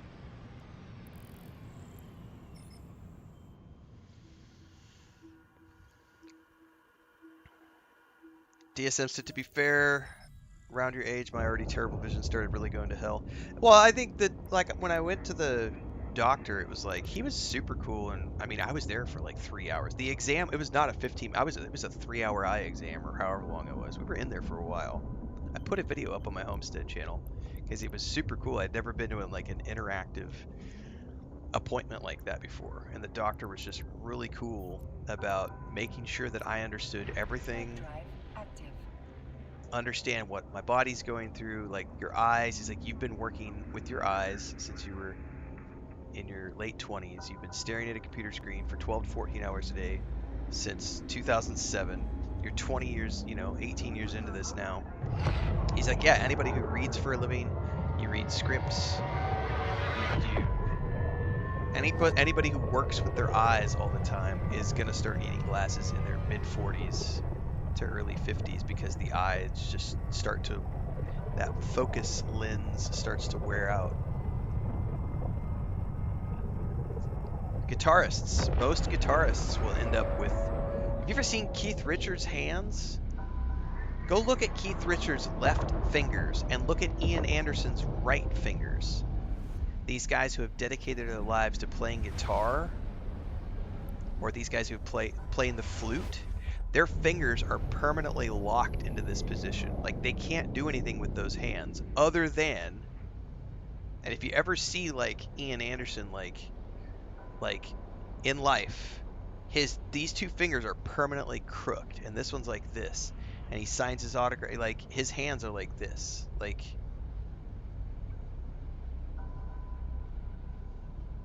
you know, it's a thing, man. It happens. Crafting station dock. Warp drive active. There's a trio of young sisters who are in their early 20s called The Warning. They're from Mexico. Phenomenal rock band, by the way. These kids are on their third or fourth album. Their dad and mom, they started when they were like 7, 8 years old. Did like a cover of Metallica when they were like 11 or 12 that got them on a bunch of TV shows and stuff. So super talented musicians that have been doing this. And they were talking one day, and they were doing an interview. It was on their social media. The youngest sister plays bass for the band. And already in their early 20s, she's like, they noticed when she was a mid-teen, she was like, the fingers on one of her hands are longer than the fingers on the other hand, and it's because of the bass guitar, and so does the lead guitarist. The fingers that these girls use for all the notes, the left hand, right, on the fret, right? So they're going up and down the frets and on the neck on the guitar and the bass. Both of these girls have longer fingers on their left hand. And the reason is because from the time they were kids, they were using this left hand to reach and do things that normal people don't do with their hands. So, you know, you look at a normal person, they're going to have hands that are relatively the same size, and these girls have fingers that are the fingers of the left hand are longer because they have stretched those fingers and they have reached around and they are doing things with their hands. And so the body adapts, which, by the way, is evolution in a nutshell. If you ever get a chance to talk to someone who believes that evolution is fake, this is the perfect case study for why evolution is a real thing. The body adapts and to its environment, and when you keep going through that, anyway, it's fascinating stuff. Drummers, guitarists, our bodies change based on what we do. And yeah, I grew up on a dairy farm. My dad had a dairy farm and a construction company, and his brothers all had construction companies, and my grandfather had a construction company. So I grew up and spent the first 16 years of my life on a dairy farm, while also working construction, and then I spent the bulk of my early adulthood working construction up until I was 28. So I spent the first 30 years of my life essentially working physical labor in the weather. And then from the time I was 28 onwards, I have sat in front of a computer screen. And it catches up with you, yeah. Life. Yeah, these people who stream for like 8 to 12 hours, I just don't, man. It's not worth it in my mind. But it's also a thing where a lot of these content creators are young. They're in their late 20s, early 30s. It's really easy when you've got... It's easy for me, even. If I've got 500 viewers in chat, I'm losing track of time. Like, because the adrenaline rush is there. The endorphins are there. The dopamine is hitting hard and fast. Because there's 500 people watching. Everybody's got an ego. Like, anybody who is a human being, when they're in front of an audience of 500 people, is going to feel energized. Your arthritis is going to disappear. Your eyes aren't going to hurt as much. Your back's not going to hurt as much. You're not going to feel the tendinitis. You know what I mean? Like, it's because your body is just pumped full of endorphins. And so you're just running on adrenaline and you're like, yeah, this is fucking awesome. So those, you know, when you've got 10,000 people watching, the money's good, the adrenaline is good. You don't really think about the time. But also, like, listen to your doctor. I watched, I think it was Ninja is his name. He wears the bandana sometimes, or he used to wear a bandana. I think he used like big in Halo and I just Fortnite or stuff. He was talking about like when he was getting big streaming, he had to have an eye, like a retina surgery. And rather than take time off, he like basically got a massage chair to like keep himself, because he had to be like facing at a downward angle or something. And so he set it up to where he could stream while being in this chair so that he was like at this vertical position. I'm like, dude, I would have just taken 3 fucking days off. Like, there's no way I'm going to sit here and stream if I've just had an eye surgery. But these kids are so addicted to the, I got 25,000 people watching. I can't afford to not be live. I'm like, hey guys, I'm not streaming this afternoon. My grandniece wants to go to the park. See ya.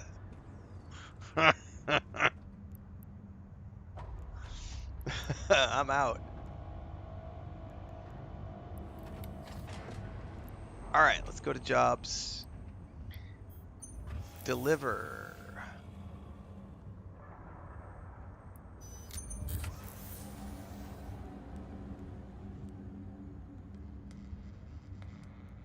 By the way, do I keep the blueprint?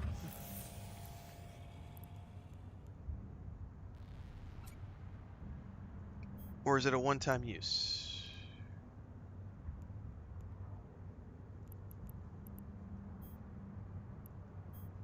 It's acting like it's still there. Runs remaining 1. So I can't take it back out? How does that work?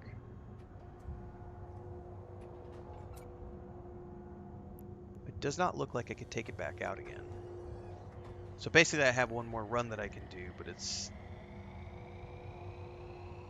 The blueprint is locked in here, I guess?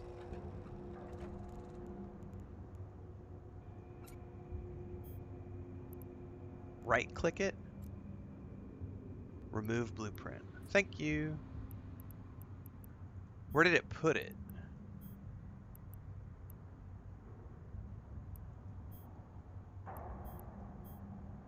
It just like disappeared.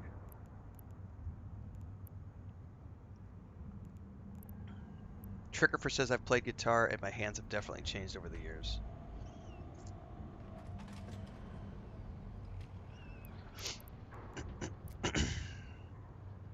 Alright, well, let's put this package vector in my hauler. I got goodies back. We're going to go take those and deliver those to the home base. I'm not leaving anything behind. I think we're good to go.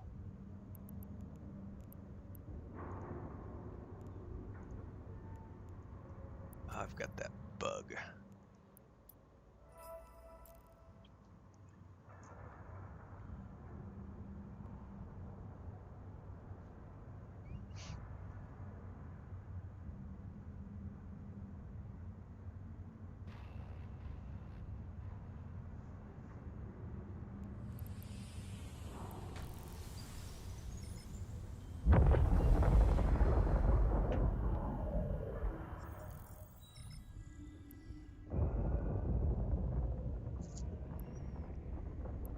Alright, back to the home station. And we are going to work on kitting this ship out. Kitting this ship out.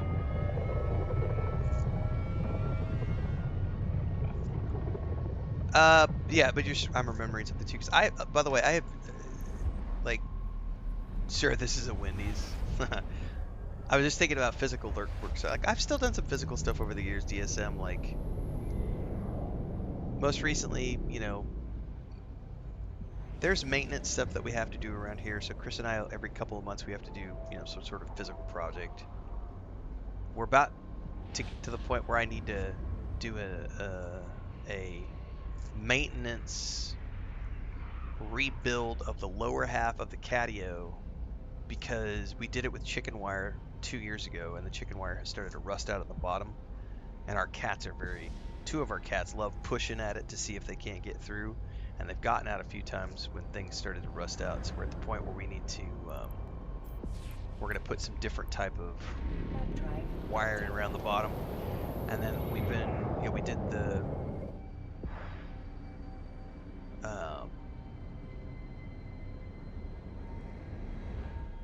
we had to go up and do the emergency fix on the roof like a week ago during the pouring down rain.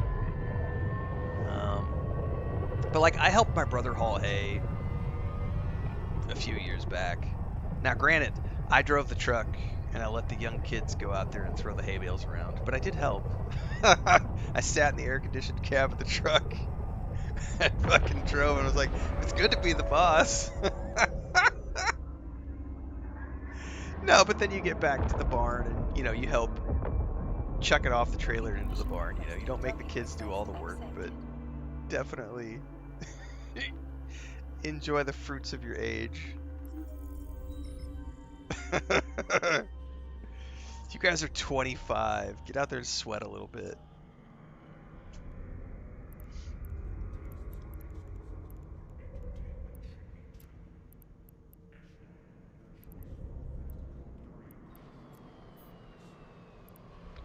Alright, so let's put that in my ship hangar. Let's put this stuff in the guild hangar.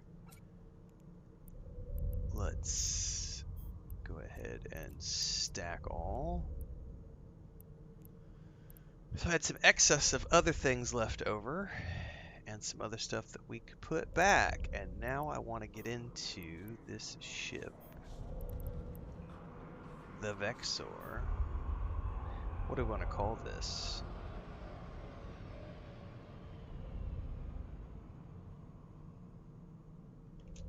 The something.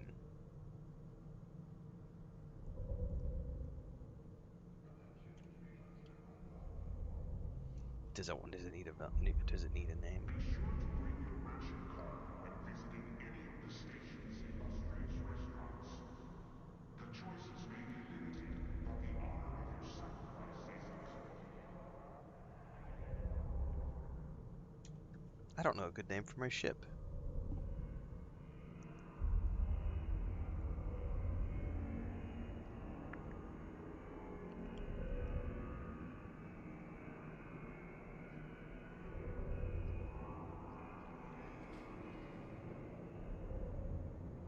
know what? Because it starts with vexation. Starts with a vex. Let's call it vexation. It's a vexinator, baby. I made this.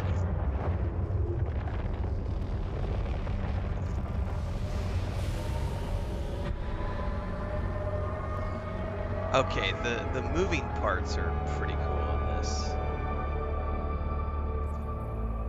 The vexation is alive. Okay, now.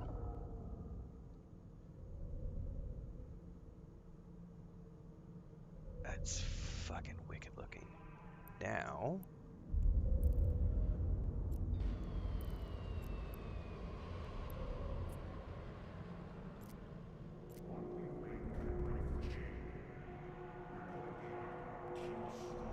I'm assuming these are hard points for like guns and stuff. There's 3 on that side, 3 on that side. Let's look at the fittings. Alright.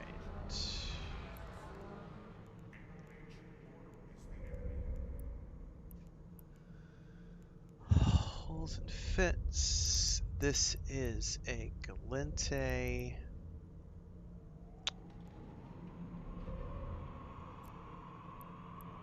What does it count as?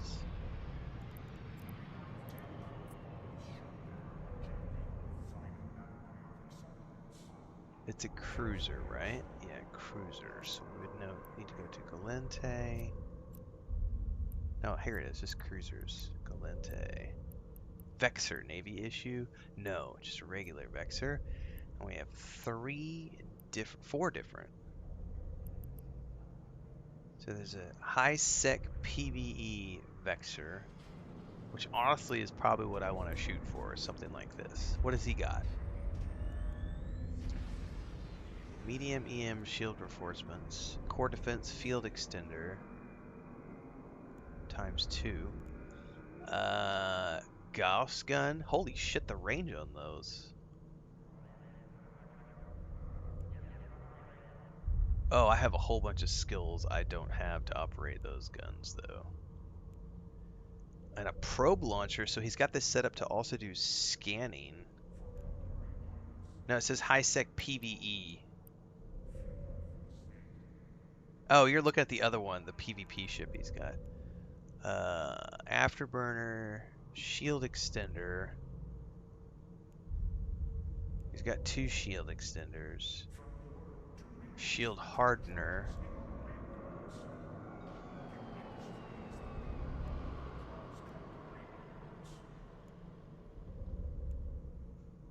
Drone damage amplifier ×2.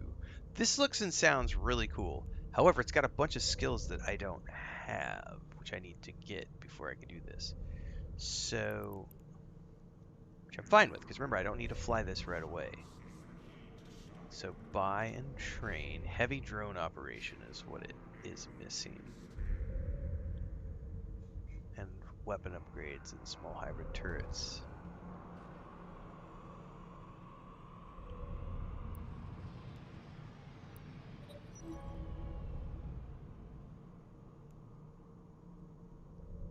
Okay. So in the meantime,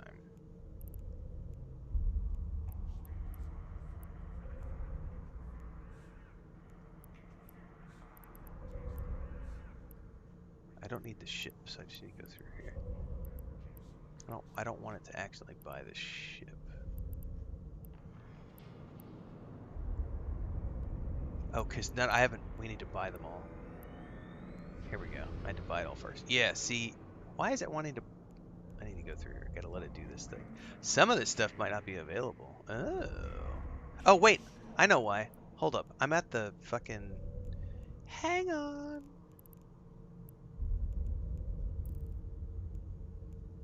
I know why.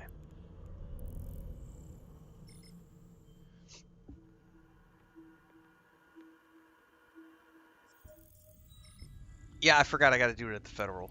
That's on me. I was like, why is this? And I was like, oh wait, I'm at the wrong place. Warp drive active.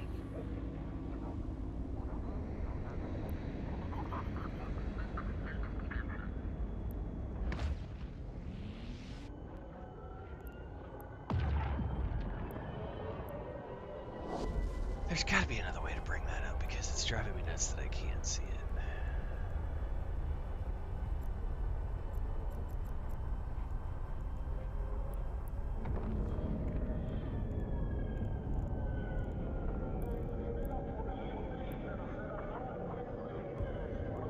Docking permission requested.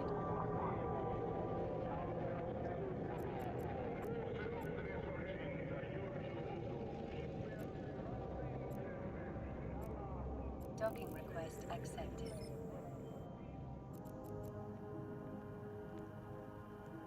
Because I'm getting the UI bug, what is the button to like open up the skill thing? Is this thing up at the top left with the skills? I can't get it to click. I can't get it to open. I've resized it twice and it's still not wanting to open, so I'm curious what the hotkey is to open up your skill thing to see what skills I'm currently training and the time countdown on all those.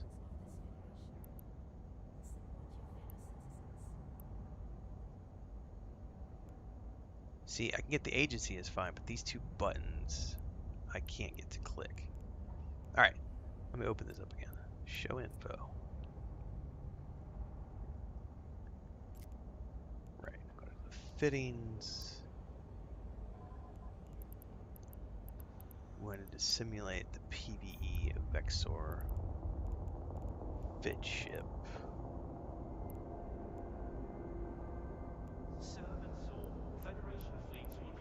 Buy all. Holy moly, that's going to cost a chunk of change.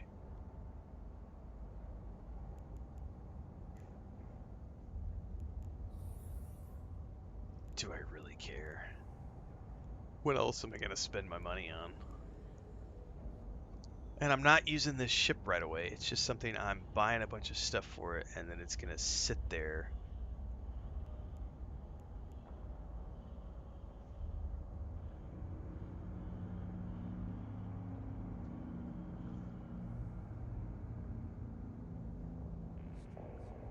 For me to run missions with once I get all the skills up. I don't have a problem with that. I'll just keep earning money in the background. Alright, I don't think I need... What are these things? These are drones, I'm assuming? Yeah, no, I'm not even going to drive this right now. I'm literally buying it to stash in storage and let it be training skills in the background and everything else. And then eventually I'll feel comfortable that I want to take it out and do something with it. But I'll be spending the next week or two flying my miner and my explorer, and I'll let this sit there while I rack up coin. And then rack up all the skill points to drive this thing and be able to play around with it the way I want to. From Intaki to Luminaire, from President to technician, we are all citizens of this federation. Support your fellow That citizens. sounds fine. Fuck it. Put it in the fuck it bucket. Alright. That's good to go.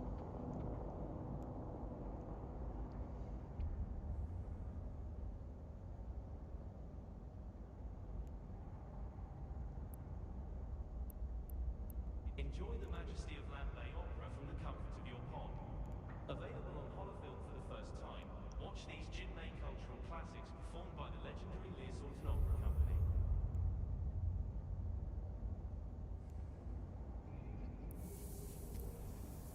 This is what I need to see. My skill plans. This whole menu, the UI is fucked because it won't let me click the back button either.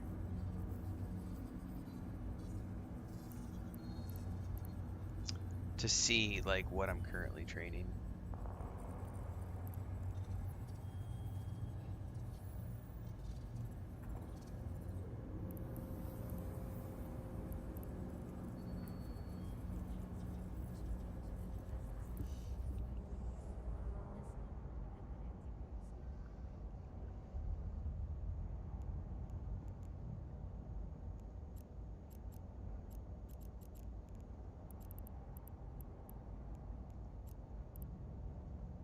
gonna be really tiny.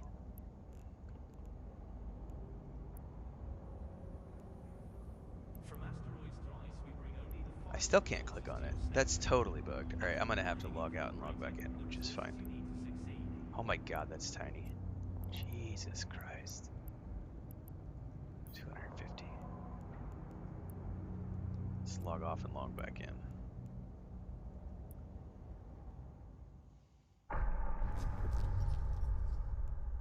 Connecting.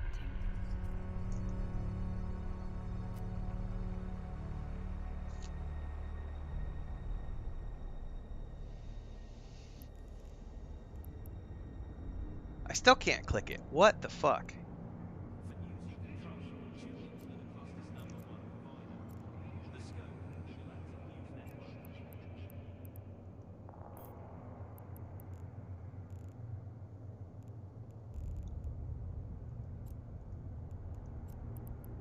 Fixed window. 250%. Turn to game. Yeah, I can't click those windows. I may have to completely shut down the game. Because it is not letting me click those at all.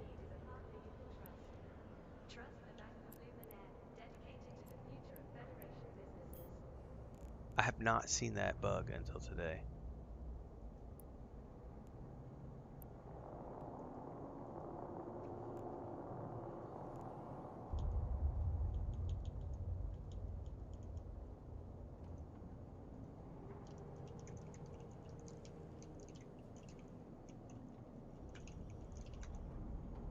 From terraforming to interstellar propulsion, Duval Labs is discovering tomorrow, today. There it is. Alt X. That's what I was looking for. What's the keyboard command? So I can open this up. Okay. So to even order to use that ship with all the things that like, it's got to do those upgrades. It's got to do there's a bunch of stuff in here from the training queue, like heavy drones, drones 5, all this other stuff. All right. The Scope, the Galactic News Network. There we go. Okay. That thing is gonna sit there for a week. I am not gonna do anything with it. We're gonna fly it back to the main base and dump it and let it sit. Holy shit, what is that coming in? Drive active. Somebody's big old ship taking up the fucking entry point there.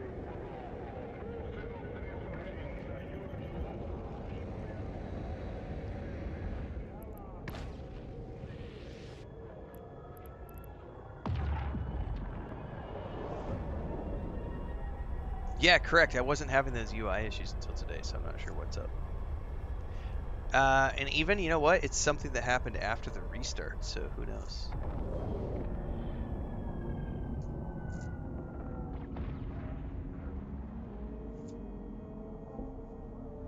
Docking permission requested. Docking request accepted.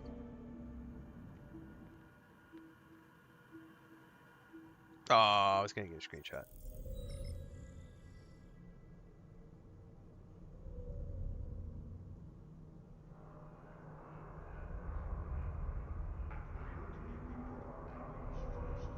That is why an investment from us is an investment for days to come. You know what? Let's go to the other side and do it like this.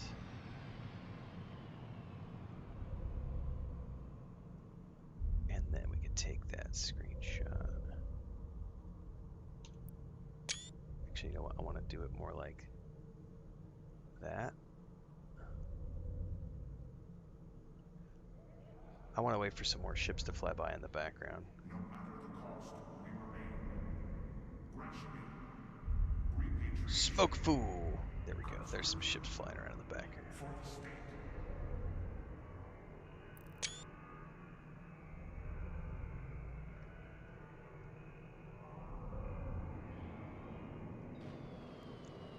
Alright. Now I can get out of this bad boy, and it's just gonna sit here at the home base.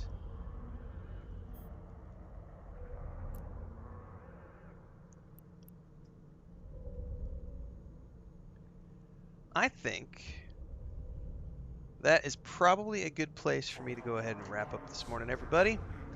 We're 3.5 hours in. I did a round of mining. I built a new ship. I kitted a new ship. I got 9 days worth of skills in training.